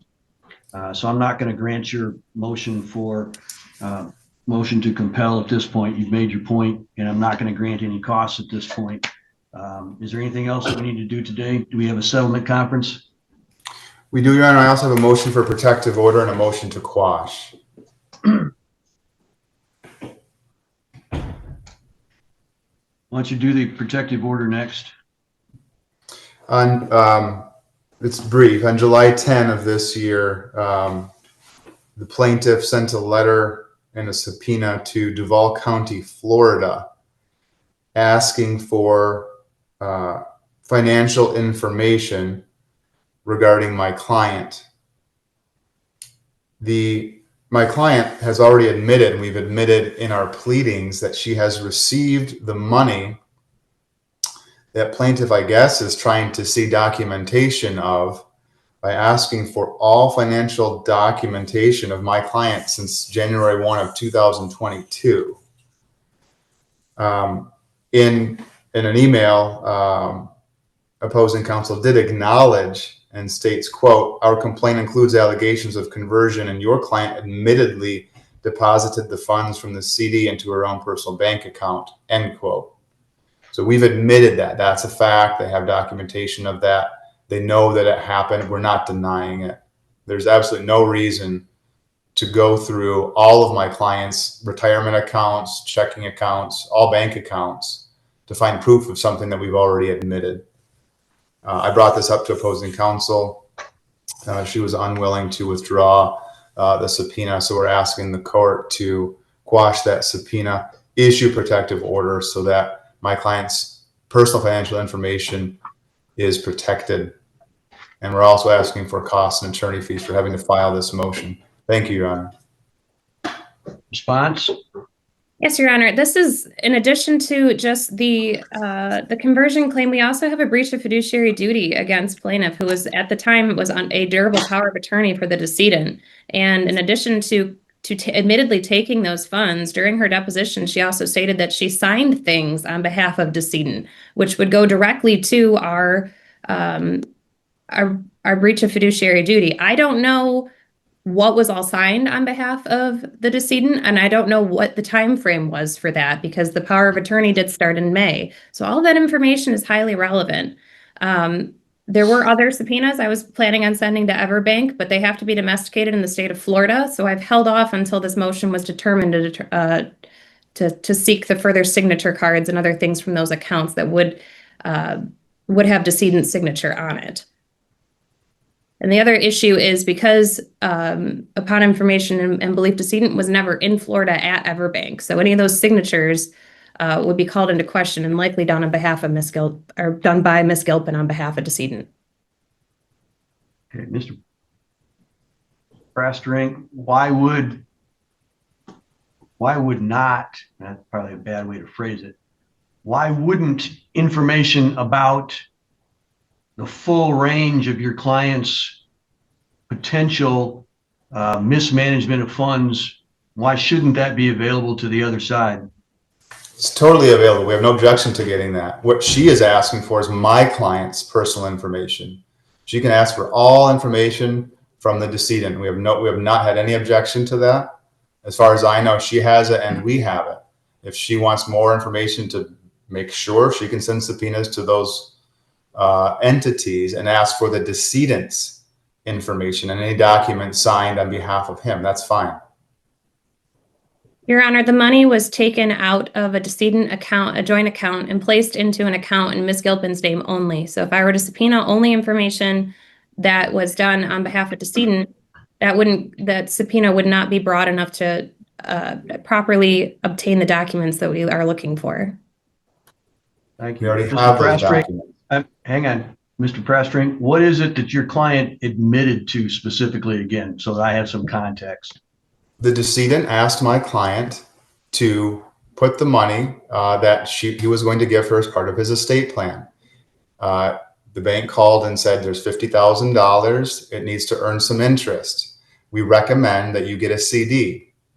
My client talks to the decedent and says the bank called and says you need more interest. They recommended a CD. Do you agree with that? And he said, sure, it's your money anyway. It's going to you in the estate plan. So then she opens the CD, or buys the CD, I guess is the term, opens the account. And then throughout that summer, as indicated in our long petition in the DE case, a lot of events happened from Mr. Mercer at his instigation that caused the decedent to then question finances. And so that CD at that point, once my client knew that Mr. Mercer was involved, after she disclosed the CD to him, she took that money from the CD and put it into her own account because she knew otherwise it would go to Kevin Mercer. Now, I have documentation of that. Ms. Haynes has documentation of that. We already have documentation of that. It's already admitted. I just admitted it again. There's no reason to go through my client's personal information because we've already admitted the fact that that money went into her account. Why isn't the other side entitled to look for other occasions where that occurred? She can do that by looking at the decedent's accounts. She can look, I mean, you can't sue someone and then try to find evidence of taking other things. It's not legal.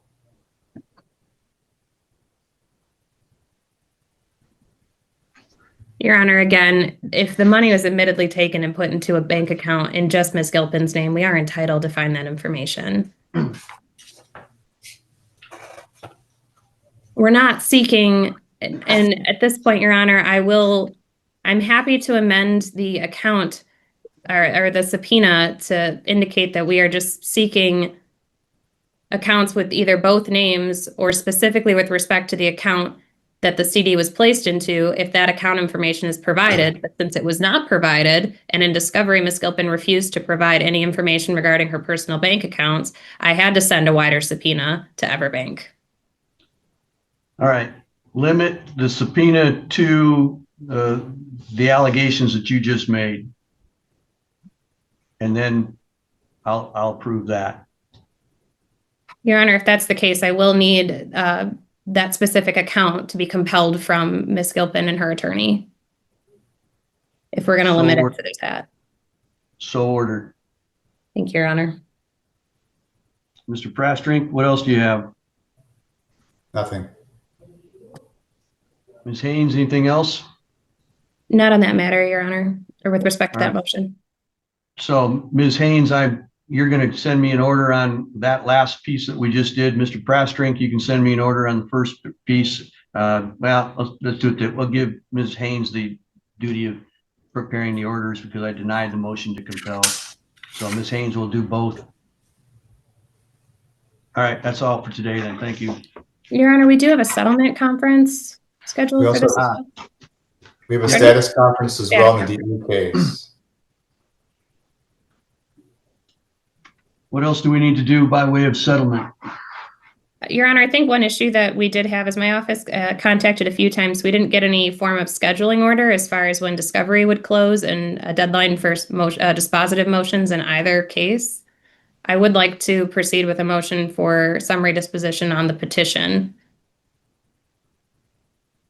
All right, let's do that after discovery. How long does each side need for discovery purposes? It sounds like you've got a good head start on it. 60 days, is that going to be enough? The only thing left would be that subpoena. So I mean, 45 days, I think would be more than sufficient on our end. Mr. Prastrink, is that enough?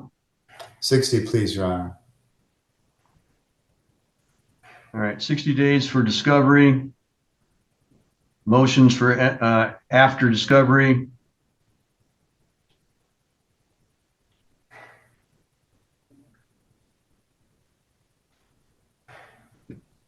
Any other requests from parties? The only other thing I would ask, Your Honor, and I'm not sure if this is, it's kind of an interesting situation because there's a civil suit and a probate case, but they really are very intertwined. Would this court entertain a motion to consolidate if I were to submit that, or would it be denied? You can advise. I'd rather not waste this court's time or my client's resources if it's procedurally not generally something that occurs. It would be novel, put it that way. Okay. But I wouldn't mind looking at it and seeing off the cuff. I'm not going to be able to give you a good answer because I've never done it before. but I wouldn't mind having you brief it and look at it and see where we go from there. I'm always looking for ways to have a little more judicial efficiency. And if we can do that in both sides at the same time, I don't mind the concept. So why don't you go ahead and take a look at it. And if you think it's worth putting out there, file it with the court. We'll argue it and give Mr. Prastrink an opportunity to object if he wishes to, or agree if he wishes to, and then we'll kind of go from there. Thank you, Your Honor. Anything else by way of pretrial order from the court? All right. Do we have anything else by way of settlement that needs to be discussed? I think at this point, we did attend a mediation that was unsuccessful, and I don't think anything has changed on that front. All right. Let's finish discovery, do the motions for summary disposition, and then if we still haven't resolved everything by then, we'll do a final settlement conference and get ready for trial. After that point, we'll hear your motion to consolidate as well, and kind of go for there. So I'll give you 60 days to do the discovery. Let's get the motions for summary disposition in shortly thereafter. And once those are in, we'll get a hearing date, and we'll see what happens. All right, that's all for today then. Thank you. Thank you, Your Honor. Issues regarding guardianship and conservatorship. Who do we have present for that hearing, please? Tom Mammoser, guardian ad litem. Thank you, sir. Linda Vaught, attorney on behalf of petitioner. Thank you. Vicki Anyone Hankins, else? proposed guardian and conservator. All right. Danielle Holland, business office manager at Metalodge Gaylord, along with my colleagues. Angela Rafferty, social service director at Metalodge of Gaylord. Rebecca Bramer, director of nursing, Metalodge Gaylord. Thank you.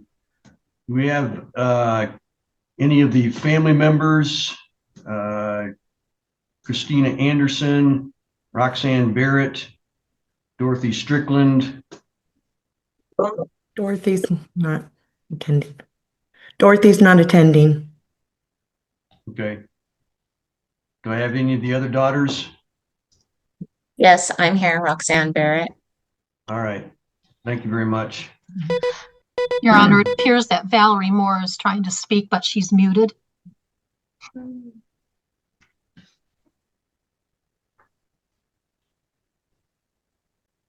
Can you hear me? I can now. Okay, thank you, sir. Don't use a cell phone much, and I don't. Okay, this is Valerie Moore, Bruce Moore's wife. All right, thank you very much. All right, this is a petition to appoint guardian and conservators. Metalodge, I believe, has made the petitions asking that Ms. Hankins be appointed. So let me kind of go in that order. Who wants to speak on behalf of Metalodge? Good morning, Your Honor. I'm their attorney on behalf of Metalodge. Did right. you want a summary of this matter? Yes, please. Okay. Mr. Moore is a resident at Metalodge in Gaylord. He has a significant outstanding balance due. I think it's over about $80,000 now. I'm sorry? $72,000. And also so that's a concern for the conservatorship. Also, there's issue with regards to being able to contact Miss Moore if there's any need for any approval for medical treatments. So she's not participating in the care of her husband. So the facility is asking the court to appoint a court-appointed guardian and conservator, because we think this is going to be a difficult matter with regards to the conservatorship, untangling the finances and getting him qualified. Mr. Moore has significant monthly assets coming in. I believe they're approximately $8,000 to $10,000. So his if he qualifies, his patient pay is higher than being a private pay. And right now, they're not receiving any funds at all for his care. We want to make sure that he's not involuntarily discharged and that he's allowed to remain at the facility and his healthcare needs are met. I think I've spoken personally with all three of his daughters, and all of them are on board with Vicki Hankins, but I'm sure we can take testimony from them. Being named as both conservator and guardian of this matter. And I'm available to take testimony from the petitioner if necessary, or unless you want to hear from the GAL first, whichever you prefer, Your Honor. All right, thank you. Mr. Mamazur, I've read your report, but could you give me a brief summary of that? Yeah. As the attorney said, there's a significant balance. There's been very little effort to pay for it. When I talked to Mrs. Moore about paying for it, she said, first of all, she never received a bill. There was never anybody in the business office when she stopped there. When I asked her, you know, why didn't she pursue it? She just didn't give credible answers. I'm not sure that she's mentally capable of making those decisions. The nursing home indicated that she's interfered with the care of her husband more than helped with the care of her husband. I think he needs somebody else taking care of him. I'd be happy to go deeper into it, but that's sufficient for my purposes for now. Mrs. Moore, yes, can you hear me? I can. Actually, you Yes. can just talk. You don't need to yell. Okay. So do you agree with or do you disagree with the request for a guardian and a conservator for your husband? I disagree with this, and I truly believe in my mind and heart they have me mixed up with someone else. I visit and stay with my husband every day, about 6 to 8 hours. It's a long commute for me, but I still do it. I haven't tried, and I never will. Every bit of the income that my husband receives has been going towards his medical care. I have spoke many times and visited a Daniel Holland at MediLodge requesting information. We'll have to get back to you. We'll have to get back to you. And the same way where he's currently at. He's in a hospital because he's very declining, his health is. These accusations, I truly believe I've never even talked to this man that's talking by telephone or in person.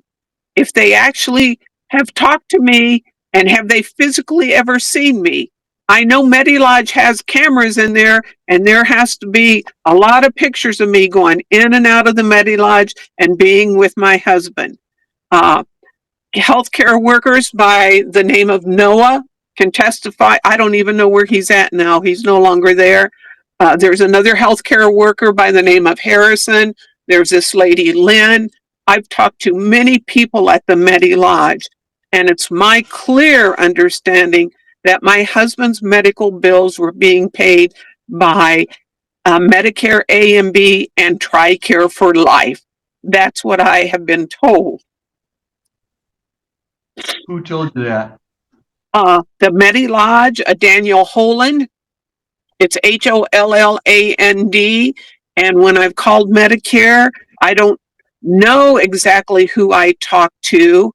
Oh, wait, excuse me. I did go to the Commission on Aging and talk to them about my husband, and they indicated that if I needed any additional assistance or help, please give them a call. I only want what's best for my husband, and I don't want his money. There's no money to be gotten. That's what I'm not understanding all this. His children probably want money. That's what my gut feeling and brain's telling me. And my husband is extremely upset over this right now. They've made no effort to come and see him, but one daughter came one time when we first moved up here. And we've lived here for 12 years. Mrs. Moore, what do you mean by there's no money to be gotten? What do you mean by that? Okay. All the money that comes in for my husband has gone towards his medical care, paying Medi-Lodge, paying hospital bills. Okay, and how do you know that that's true? Because that's what staff at those facilities have told me. This Danielle Holland, I check in with her frequently. Okay. Is there anyone else there that you've talked to at Medi-Lodge that you can remember a name about the bills being paid? Well, she's a business office manager, and they tell you that's who you have to talk to or see. I've made inquiries in person. Okay. I visit my husband. I'm sorry, I visit my husband every day for long periods of a day. It takes me about 2.5 hours to get to him from where we live, but I go every day. So you drive 5 hours a day there and back? I get up around 5 a.m. and I get to the Medi-Lodge around 8 a.m. and then I leave by 3 because I don't drive at night. Well, if you get up at 5 a.m. and get to the Medi-Lodge by 8, you're certainly driving in the dark. Well, I know that, Your Honor, but the sun is coming up. I've always been there for my husband, and I will continue to be. All right. Neither I or Bruce have any living family left up here in Michigan. We moved to Michigan because his sister needed help and his brother-in-law needed help. All right. Counsel, which witness do you want to call first? Your Honor, if you want to swear them in, I'll start with Miss. I can speak with Miss Moore first, seeing how she's testifying already. All right. Valerie Moore, would you raise your right hand, please, so I can Yes, swear sir. you in? Yes, sir. It's up. Do you swear that the testimony you're about to give will be the truth, the whole truth, and nothing but the truth, so help you God? Absolutely. All right. You go ahead and put your hand down. The attorney has some questions for you, so go ahead, ma'am. Miss Moore, how much does your husband receive every month from Social Security benefits? I haven't looked at a bank statement in so long.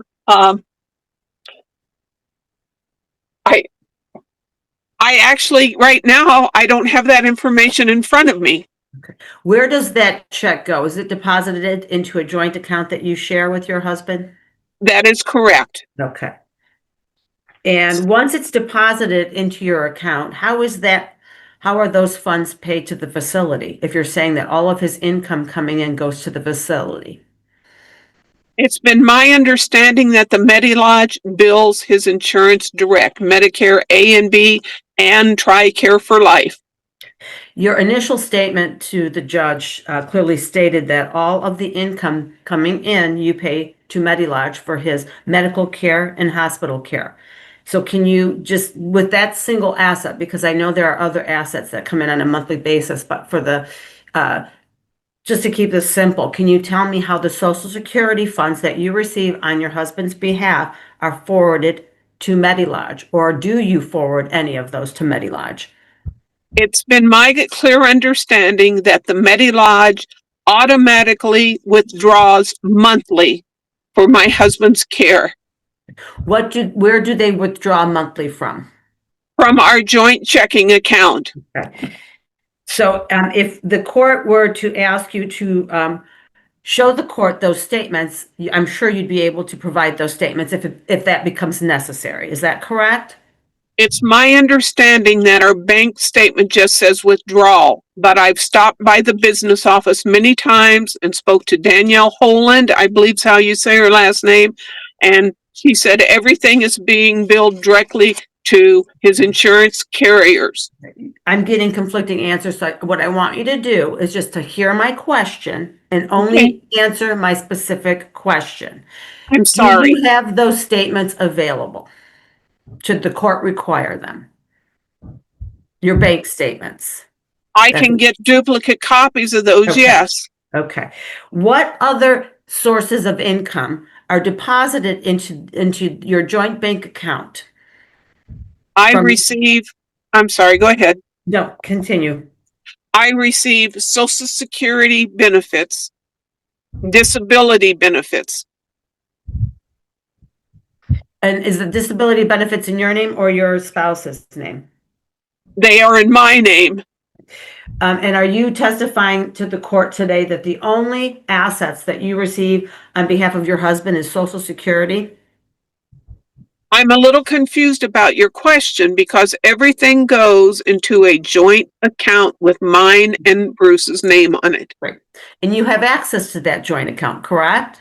Yes. Do you pay your utilities from that joint account? Yes. Do you pay a house payment or a mortgage payment from that joint account? Our home is paid for. Do you pay taxes and insurance from that account? Yes. Do you pay living expenses such as groceries and any expenses for your automobile and gas money from that account?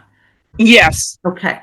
So then all of your husband's assets are not going to the facility. Would that be a fair statement? I don't know if that's a fair statement or not, ma'am. Okay.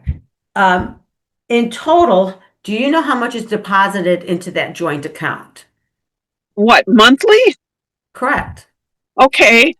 My husband always took care of all this, so I'm trying to think.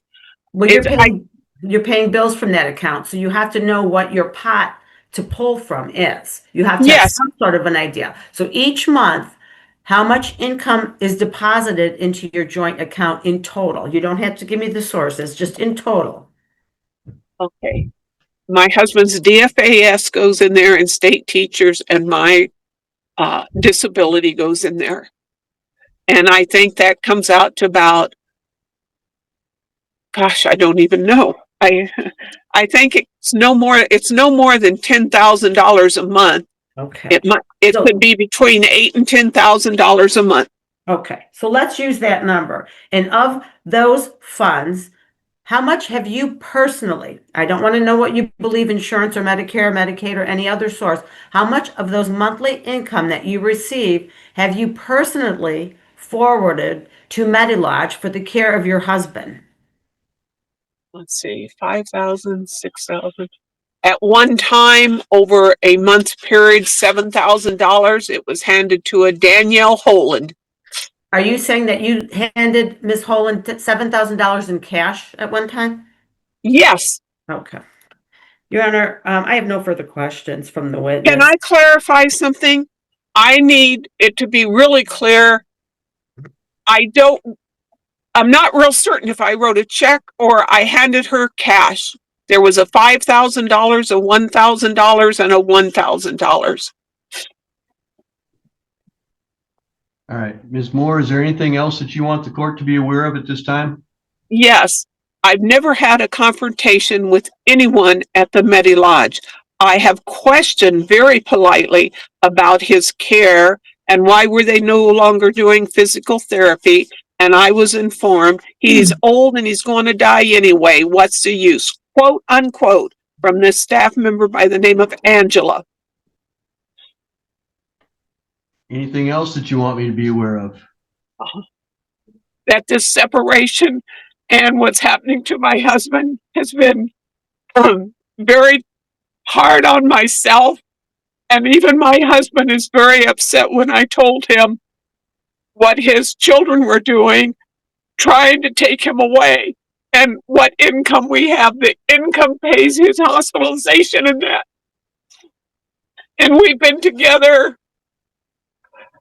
since 2002, we dated more seriously, and in 2004, we got married down in Guala, down in New Mexico. It's because we went down there for a golf tournament. We both golf. Anything else, ma'am? My husband has had, I don't know where he would go or anything. It concerned me, but it didn't. But he has played poker, he's shot pool and dice, and sometimes he come home very happy, and sometimes he says, I don't want to discuss it. All right, thank you, ma'am. Thank you, Your Honor. Counsel, any other witnesses? Yeah, I'd like to have Danielle Holland sworn in, please, Your Honor. Petitioner. Ms. Holland, would you raise your hand so I can swear you in, please?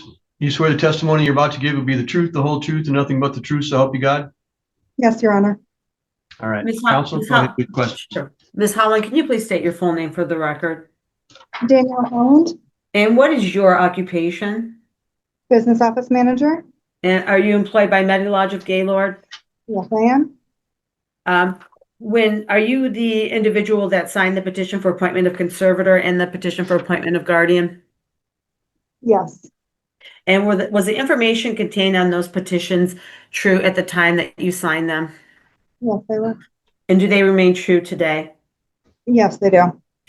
Has there been any payment at all that has been put towards the outstanding bill for Mr. Bruce Kenneth Moore?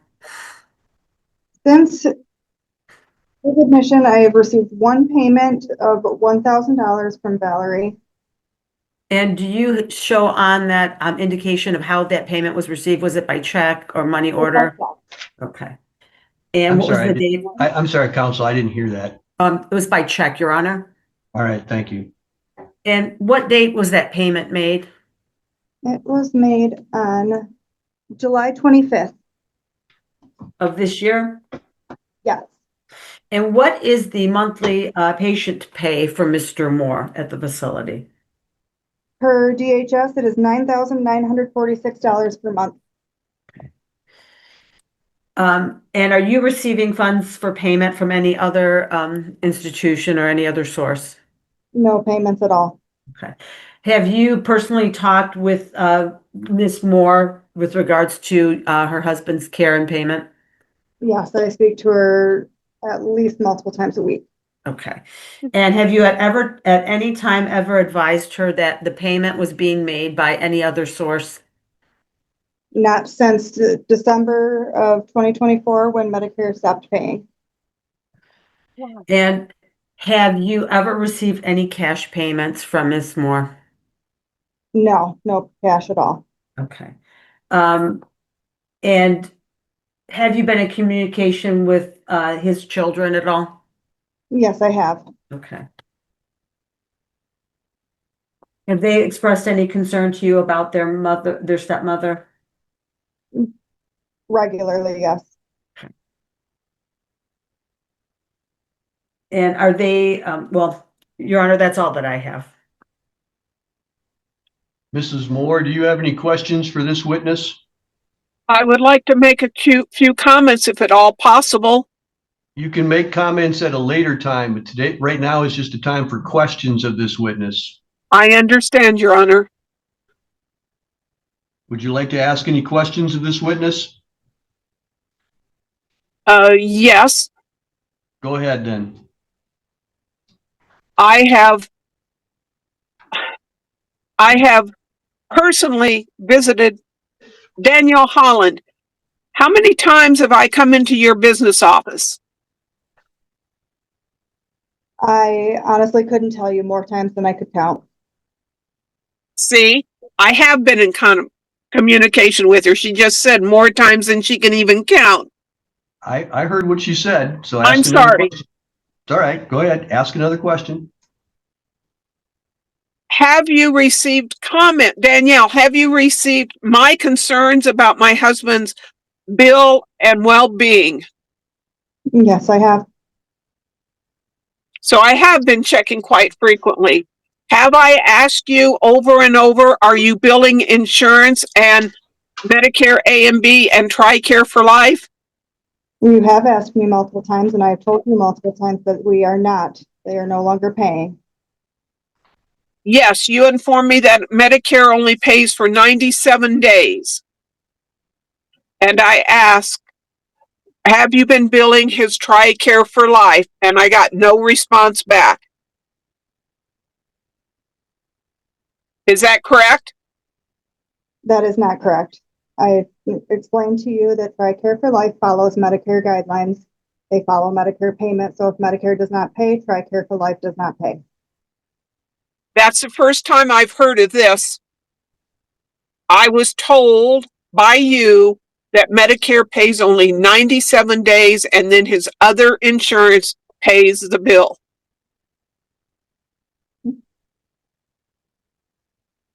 You have to ask questions, ma'am. You have a chance to tell me what you want to tell me at a different time. Okay, sir. Have I, Danielle, informed you to be sure his insurance is being billed? You have asked me, yes. And what was your response? That Medicare stopped paying in December of 2024, and we have not received any payment since then because Medicare does not pay beyond the rehab stay that he had at the beginning of his stay here. And have I asked you how we can get this resolved? Yes, you have. And what was your comment back to me?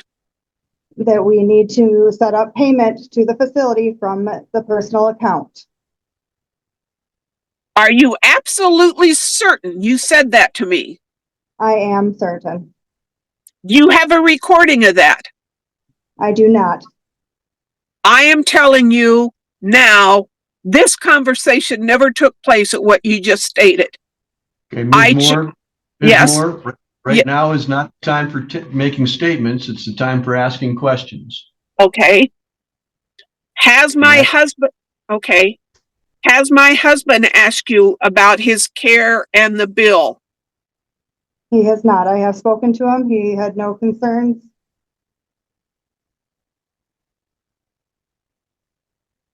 Are you aware that my husband and I have discussed this? I am not aware.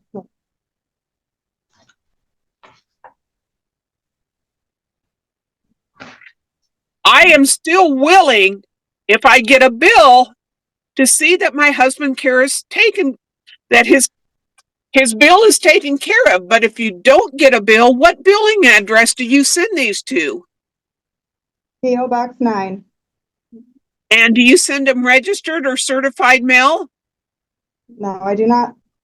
And do you check to see if we've ever received those bills? I have not. I have no way to track the mail once it's been put in the mail, but I have personally handed you multiple bills over the months. And you'll swear on your own family's heart that that's a true statement? I will. And what dates did you hand me bills?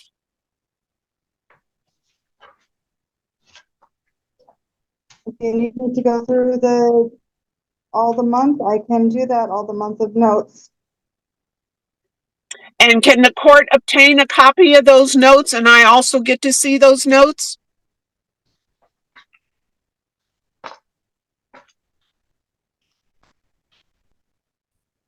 That is me.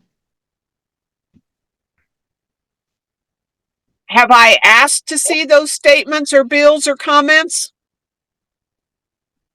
You've asked to see the statements, and that is when I hand you one. And what days did you hand those to me? Your Honor, we're willing, if the court requires it, we have no problem with providing you with discovery. I don't, for judicial expediency, we're not arguing. At first, it was my understanding that Ms. Moore had no understanding of what was going on in her payments, but through her own questioning, it's obvious to me that she's very well versed on what's been going on in the lack of payments. And anything that the court requires or any additional information, we're more than happy to produce for them, but I'm not sure at this point if that's going to be necessary. All right. Ms. Moore, do you have any additional questions? Yes, I do, Your Honor. Go ahead and ask them. Has the Medi Lodge had other problems with people not paying a bill because they never received a bill?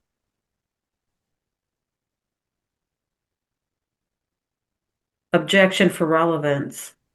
The relevance is I have been informed by other family members for other patients. They have gone through what I'm going through now because they never get statements. They're delinquent in mailing or just refuse to put the postage on a stamp. Objection for hearsay. Okay, Ms. Moore, I can't, Ms. Moore, hang on a second. You have to let me talk. There's a rule of evidence that says that you can't testify about what somebody else told you So I have to say, I can't use that information. So you can ask another question. Go ahead. The question I have now is, so I'm not allowed to speak to anybody in billing or nurses about my husband's care and his bill? Who is that question to? To the Are you court asking? or I'm sorry. Okay. Is more that right now we're questioning the witness, Ms. Holland. So you need to ask a question of Ms. Holland. Okay. Ms. Holland, has there been any difficulty with other people not paying a bill at the Medi Lodge because they never received it? That information is not available to you. So you cannot answer. You cannot. To you, unfortunately. So you cannot answer to. So I'm understanding you cannot answer that question. All it is a yes or no question. I cannot speak to other people's bills to you. I can only speak to you about yours. All I'm asking is, and I'll try to clarify this very simple. Has there been other patients that has encountered what I'm going through?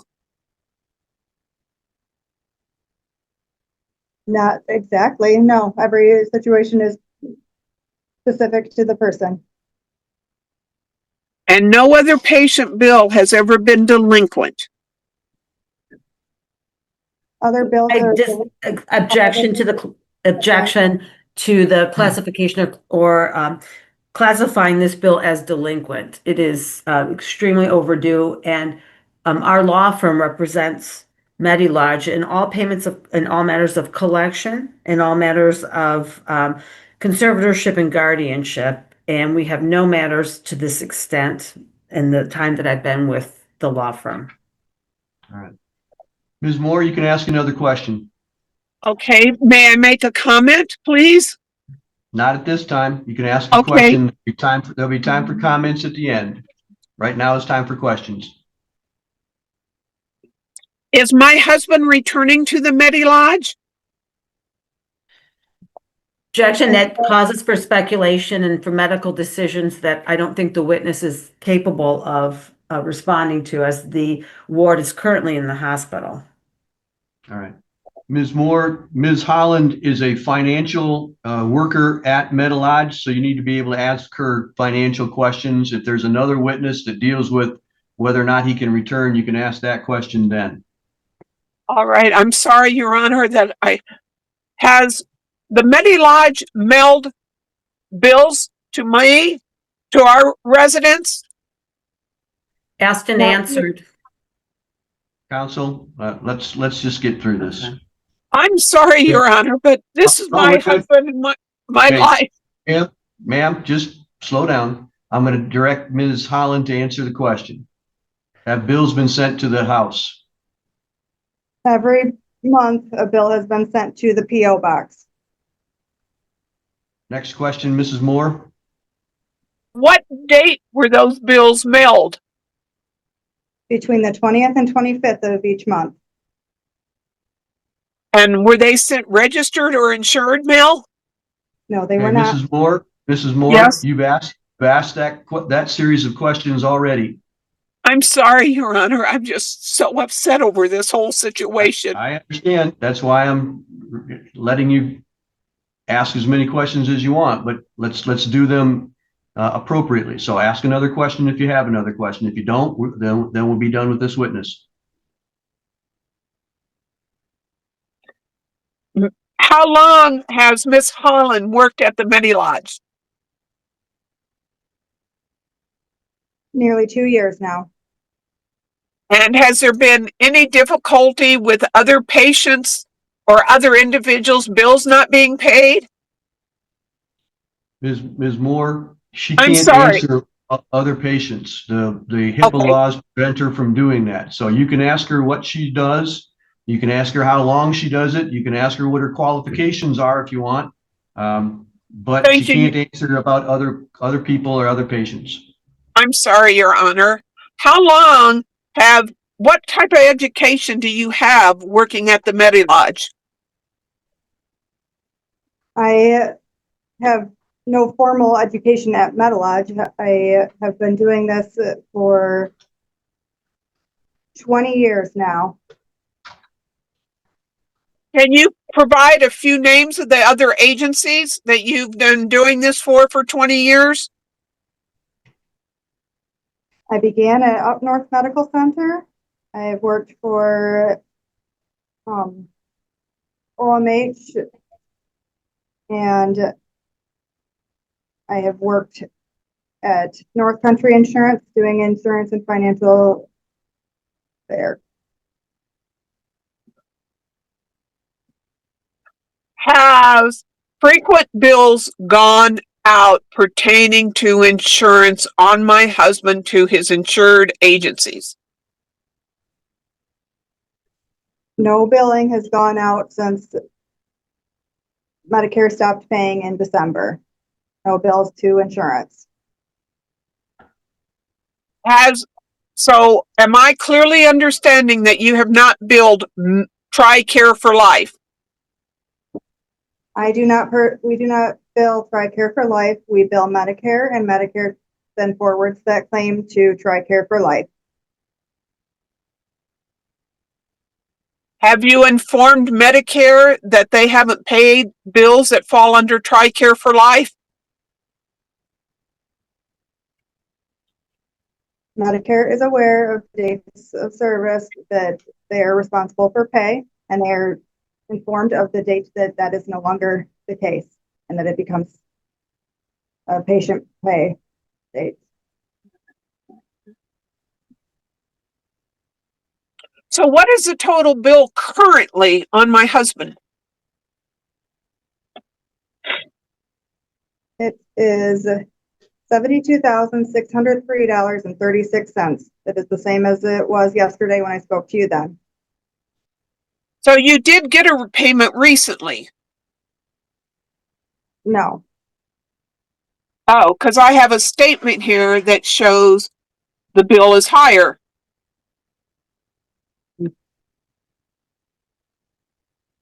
As discussed yesterday, when I talked to corporate level finances, we were able to lower the per day amount that is being billed to you, but no payment has been made. Have you ever personally discussed any of this with me? Yes, I have. Can you tell me what dates, please? I discussed it with you yesterday morning. It's impossible. Are you absolutely positive that you talked to me yesterday morning? I am. And what telephone number did you call? I did not call you. You called me that time. I did not call. A phone bill will reflect who called who, correct? I don't know, honestly. Caller ID would. Are you able to provide to the court caller ID numbers that come in and out? I'm very upset about this. That's why. And that you're taking us to court. Because we've always paid our bill. You guys opened me and hugged me. And I thank everybody there. I asked what I could do. I've even offered to volunteer, doing anything, scrubbing walls. I'm sorry. Yes. Mrs. Moore, you have any other questions? You'll have a chance to make statements at the end. Any other questions for this witness? If you don't, that's fine. We'll move on to the next witness. One more question, please. Does anyone else do the billing for MediLodge? Not at this facility. Okay, sir, we can move on. All right. Counsel, any other witnesses? Your Honor, at this time, I don't think it's wise to call any other witnesses. I think there's sufficient evidence to support our claim, our request. All right. Ms. Moore, do you have any witnesses that you want me to take testimony, you want to take testimony from?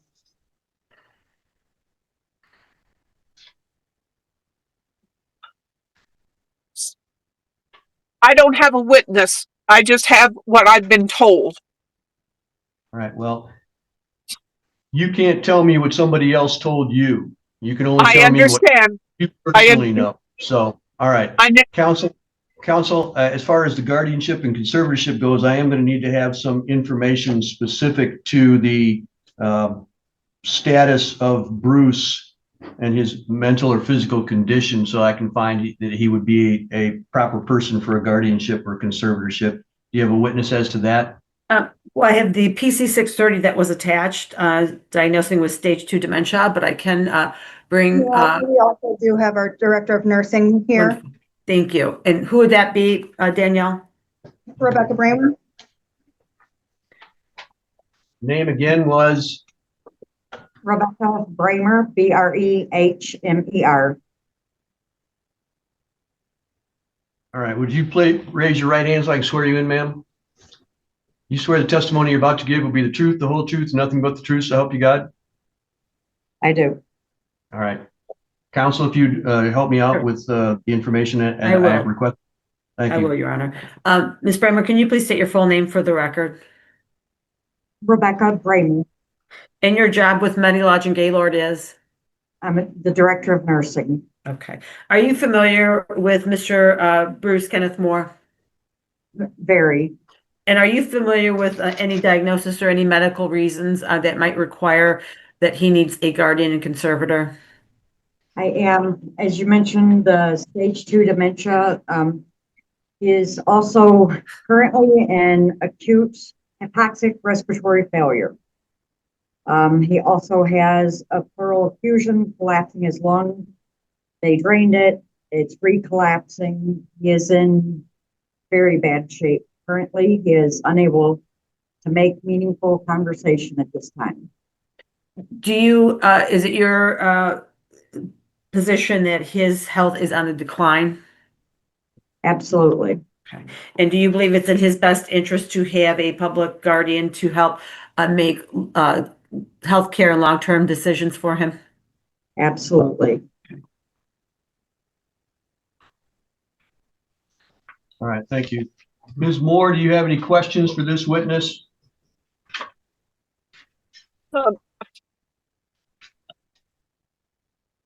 Truthfully, I have to say, what's the use? Because I'm getting conflicting statements among employees at the Medilodge.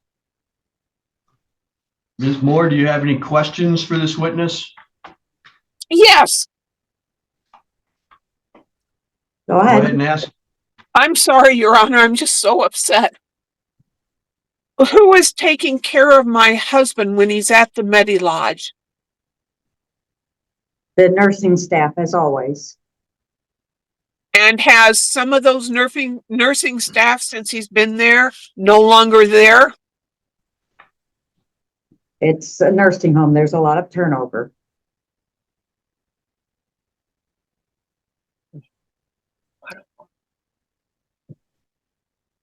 I have never disputed the bill from Medilodge in that. I was not aware that they were not being paid. We have never received anything at our I'm sorry, Your Honor. Mrs. Moore, you have to ask the questions, please. Okay. How often do you send a statement out to our? How often do you send a statement out? Mrs. Moore, this is not the person who does the finances. This is the director of nursing about what your husband's current condition is. So do you have some questions as to your husband's current condition or the care that he's receiving? I have questions about the care that he's receiving regarding staffing. Can I ask that? Yes. Okay. What type of employees, what type of degrees do they have that take care of my husband frequently when he's there? All staff is certified through the state. Any hands-on clinical staff is either licensed or certified through the state of Michigan. as a medical profession? Yes, as a nurse or a certified nurse's aide. What is the average age of these individuals? Ms. Moore, what is that information going? I'm sorry, ma'am, just hang on a second. Ms. Moore, why do you need to know the average age of the individuals that care for your husband? Because when I have been there, people come in and tell me they're going to take care of my husband, and some of them look like they're still in high school. Well, that's a product of us getting older, but I don't know that really helps us move the case forward. So, do you have any other questions about the care that your husband's receiving? I do have, Your Honor, and I don't mean to tie you up so long like this. I'm just not quite understanding what, just because Medicare A and B quit paying, why did they not bill TRICARE for life? Okay, that's a question that you can ask me at the end of this case, but right now I need to know whether you have a question for this witness. If you don't have to have another question. That's up to you, but do you have a question that you need to ask right now? No, Your Honor. All right, thank you. Counsel, do you have any other witnesses that you wish to present? I don't, Your Honor. All right. Ms. Moore, is there any other statements? Now is the time for your statement. So what other information do you want me to know? I think, well, I'm with my husband every day for endless hours, no matter where he's at. We've always taken care of each other. We've been married almost 25 years. I'm the only one that is up here in Michigan. His family all up here has passed away. When he got sick, we was in our process of going to a different location to physically move out of this weather we hate up here. We only stayed because he had family here. And it's just my husband and I up here in the state of Michigan. And I want it to be known that he's always been helpful to me, and I've always catered to any of his needs. And I'm very upset that this has gotten this far because I was not aware of it. No statements, no bills at the house. I did get a bill from a company called PSM or PMS indicating what insurance has paid on medication. And I'm sorry, Your Honor, I've just never been put through anything like this. And my husband and I are all we have up here in Michigan. We've been trying to relocate to warmer weather, and that's when I found him on the floor. We live together, we always have. We've always had an outstanding relationship, and we take care of each other. All right, thank you, ma'am. I appreciate that information. Counsel, do you have any other closing arguments that you wish to make? Your Honor, I just want to make clear, we're not doubting whether Miss Moore and her husband, what type of relationship they had, or up to a certain point, whether Miss Moore was able to provide care for her husband. I see she's very emotional, but I just want to say at this point, it's become very obvious that it might be outside of her ability at this time. And we need to make sure that he can stay where he's at, where he's receiving good care, and that the facility can be paid for. And I think at this point, it would be in everybody's best interest for Vicki Hankins to step in and be nominated or actually appointed as both guardian and conservator.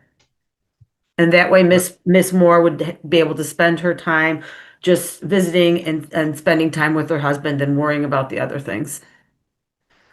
May I make a comment, please? Real quick.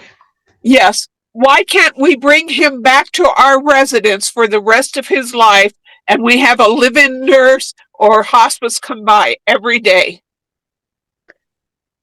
That's what he wants. That sounds like something that you can talk about with the staff once he's released from the hospitalization that he's at right now. And that will depend on his physical condition. So, I understand. right. Thank you. Thank you. All right, the court does find that there is clear and convincing evidence that Bruce Kenneth Moore, by reason of mental deficiency and physical illness, is in need of both a guardian and a conservator, and that he is an incapacitated individual. And guardianship and conservatorship is necessary as a means of providing continuing care and supervision of the individual, and that he is totally without the ability to care for himself. And that a public guardian and conservator like Ms. Hankins, Vicki Hankins, should be appointed. It's apparent to me that Ms. Moore cares very much for her husband and has a lot on her plate. And I think it would be of benefit to everybody involved if she had someone that was able to assist in making the decisions for guardianship and conservatorship, financial and medical. And that way she can best take care of her husband in the way that she can by giving him comfort and care, being with him as much as possible, and simply not having to worry about all of the other decisions that are made. The court has carefully listened to and read the report of the guardian ad litem, Mr. Mamazer, which indicates to me that the bills have not been paid, and that the Ms. Moore appears to have difficulty understanding some of the information that's being given to her. It is apparent to the court from listening to the testimony of Ms. Moore and listening to her questions that she does have great questions, but she's not able to understand and intake the information that's being given to her and make good decisions about that. So for those reasons, the court will enter guardianship and conservatorship, in this case, appointing Ms. Hankins for both. Ms. Moore, I think this is going to be a benefit to you. I think it's going to make your life easier, so you don't have to worry about what the insurance company is doing or is not doing. You don't have to worry about how the bills are getting paid. You can simply concentrate on getting your husband to enjoy the time that he has left here with us.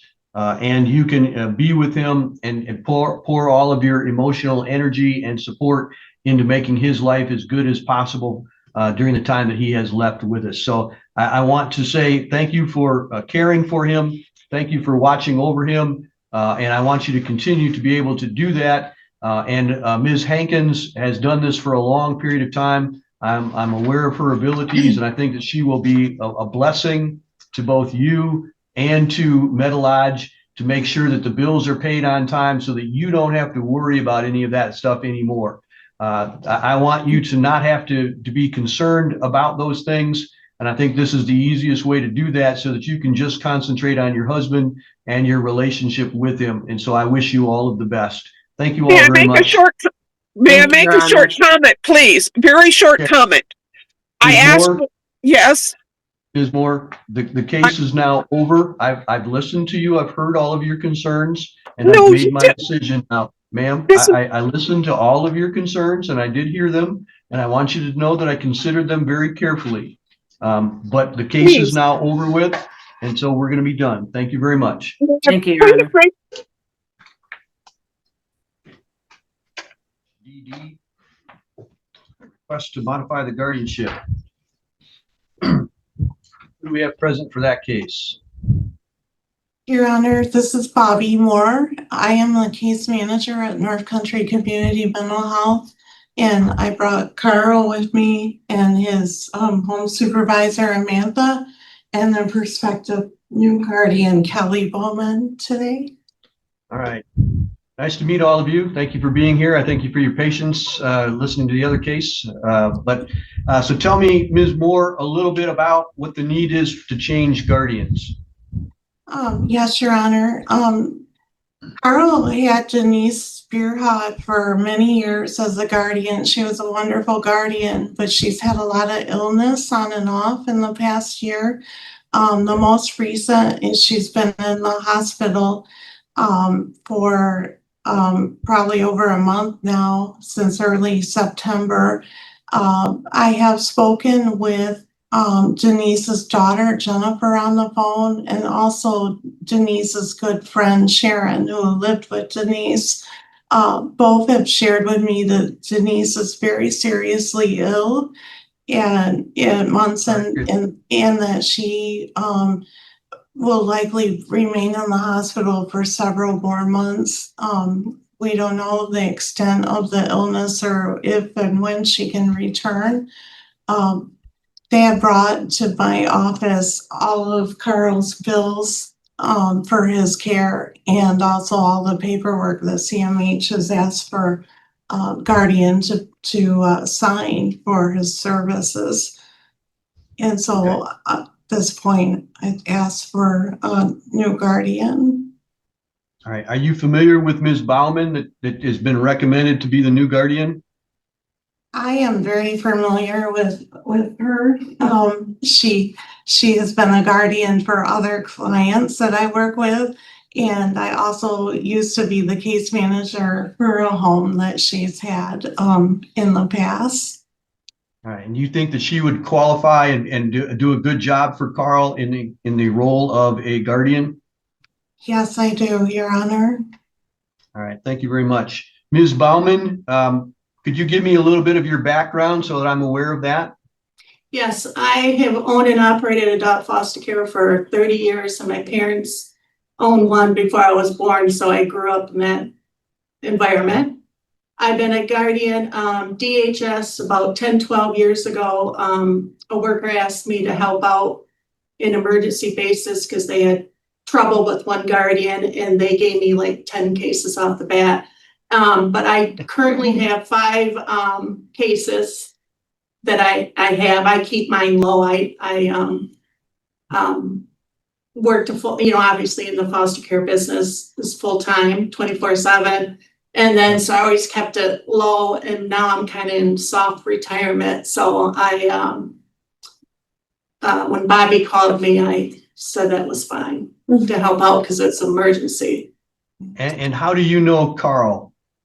I met Carl officially today, but I have in years past seen him at Crossroads just from in and out with other clients. But today is the first day that I actually have met him. Okay. Carl, are you okay with this change from Denise to Kelly to be your guardian? Yeah. All right. Do you think that you're going to get along with Kelly okay? Yeah. All right. It sounds like a good idea to me. It sounds like Denise is sick and she needs some time to recover from that. And Kelly's going to step in and help you out, make sure that everything stays pretty much the same for you, so you don't have anything to worry about. Is that all right with you? Yeah. Okay, that sounds good. Anything else that I should be aware of? Not that I know of, no. All right. Well, I do appreciate all of you being here to help with Carl.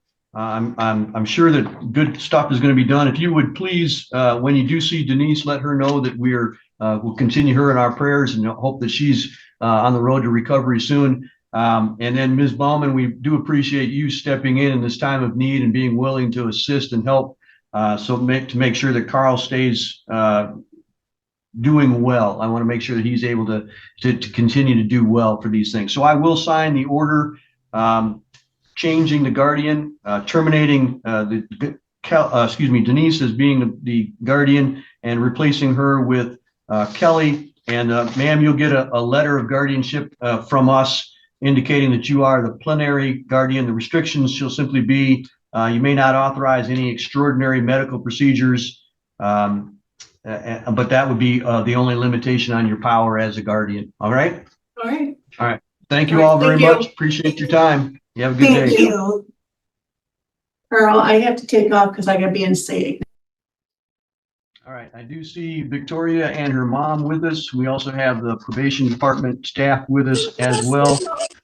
I have received a copy of the review report. Mr. Delaney, have you received a copy? I have. Thank you. Victoria and mom, have you received a copy of the review report? I have, Your Honor. Yes, Your Honor. All right. I'm going to let everybody give me a few comments if they want to. I'll end with you, Victoria, so that you can hear everybody before you need to say anything, okay? So, Ms. DeFighter, any additional comments outside of the report? No, Your Honor. The only additional comment that I would like to make is things are going well with Victoria, and I would ask that we would return to our normal 91-day review hearings, if that would be okay. All right. I'll add that to the recommendations. All right. Ms. Bruker, any recommendations or anything else that you want me to be aware of? I don't object to probation's recommendations and requests to start going to 91-day reviews. All right. Mr. Delaney. I also do not object to that recommendation, and I also think that Victoria has been in court enough times that perhaps this case is best when she speaks directly to the court, and the court and Victoria communicate. Thank you. Mom, from your perspective, how things been going at home? A lot better from before. Just a little, like I emailed Riley and explained to her just little bumps in the road that I'm just trying to stand firm on, but overall a lot better. What do you attribute the increase in good behavior to? I'm sorry? What do you think is causing the good behavior? I think she just realized that because she makes comments like, I can't believe I was acting out that bad. She just realized, she finally seen that there will be a consequence to her action, and it's just a lot better when she just behaves. It goes a lot smoother. All the division and the fighting and stuff like that, it's really unnecessary. Okay. Well, Victoria, why don't you tell me how you think you're doing? I think I'm doing a lot better. Like me and my mom wise, but I do think like a lot of the fighting and like the drama has been with me and my sister because I'm not used to sharing a room, and it's definitely like a big change. So me and my sister have been arguing, but with me and my mom, that has been going good. And I've been trying my best to just like not argue and just say yes, even if I don't want to do something. It sounds to me like, if I had to guess, that you're doing a little bit of growing up, becoming a little more mature. Would you say that's true? Yes, Your Honor. All right, that sounds, I like that. I like the fact that you're realizing what you need to do and making a good decision to go ahead and do that. How do you think that a mature, older person would deal with the issue between you and your sister that causes the arguing? How would an older person deal with that? I'd say probably not feed into nonsense, because a lot of the stuff we argue about it's really like just like petty stuff, and it's definitely not worth arguing about, especially like when we're getting ready for school. It ruins my day. So I'd say like not feeding into like nonsense. I think that's a great answer. Do you think that you can do that for me? Yes, Your Honor. All right, that sounds good. I wanted to take a minute and say I am so impressed with your grades. I see it in the report here that your grades are outstanding. 85 and above, a couple of a 97, a 95. That's just outstanding work. I really appreciate that. That tells me a lot, that when you put your mind to something, you can really excel very well. I like that a lot. So nice job with that. Thank you, Your Honor. Tell me about this. Are you looking forward to doing some counseling with Jeanette Sayre? Yes, Your Honor. You haven't started that, have you? I missed an appointment, but I have my next rescheduled appointment is on the 27th. All right. Let's not miss any more of those, because I think that's going to help you get even better than you are now. I think that's going to help you a lot, learning how to grow up and deal with things that are a little bit more difficult. So I'm really looking forward to seeing some reports about how well you're doing in that counseling program. So let's start that off on the right foot and not miss any more of those, okay? Yes, Your Honor. All right. Well, it sounds to me like you're doing really good work here, so I want to reward that. So I'm going to say that we'll put this back on the normal review schedule, so you don't have to come in and talk with me all the time. So 91 days, so 3 months. It'll be, well, at this point, it'll be after Christmas before you have to come back and talk to me again. You still got some things to do, right? You still got to do your counseling. You got to finish your community service work, both the ones that were here and the ones you got at detention. And then I want you to continue to have good school grades and continue your good home behavior. So those are the things that I'm going to require you to do, okay? Yes, Your Honor. Can you do all of those things? Yes, Your Honor. All right. I'm looking forward to really hearing a great report when I hear from you next time after Christmas. If I don't get to see you between now and then, happy Thanksgiving and Merry Christmas. And do yourself proud, okay? What do you say? Thank you, Your Honor. All right. All right. That's all for today then. Thank you all very much. Thank you so much. Thank you. Thank you. Your Honor, you're gonna adopt those recommendations. Absolutely. Thank you.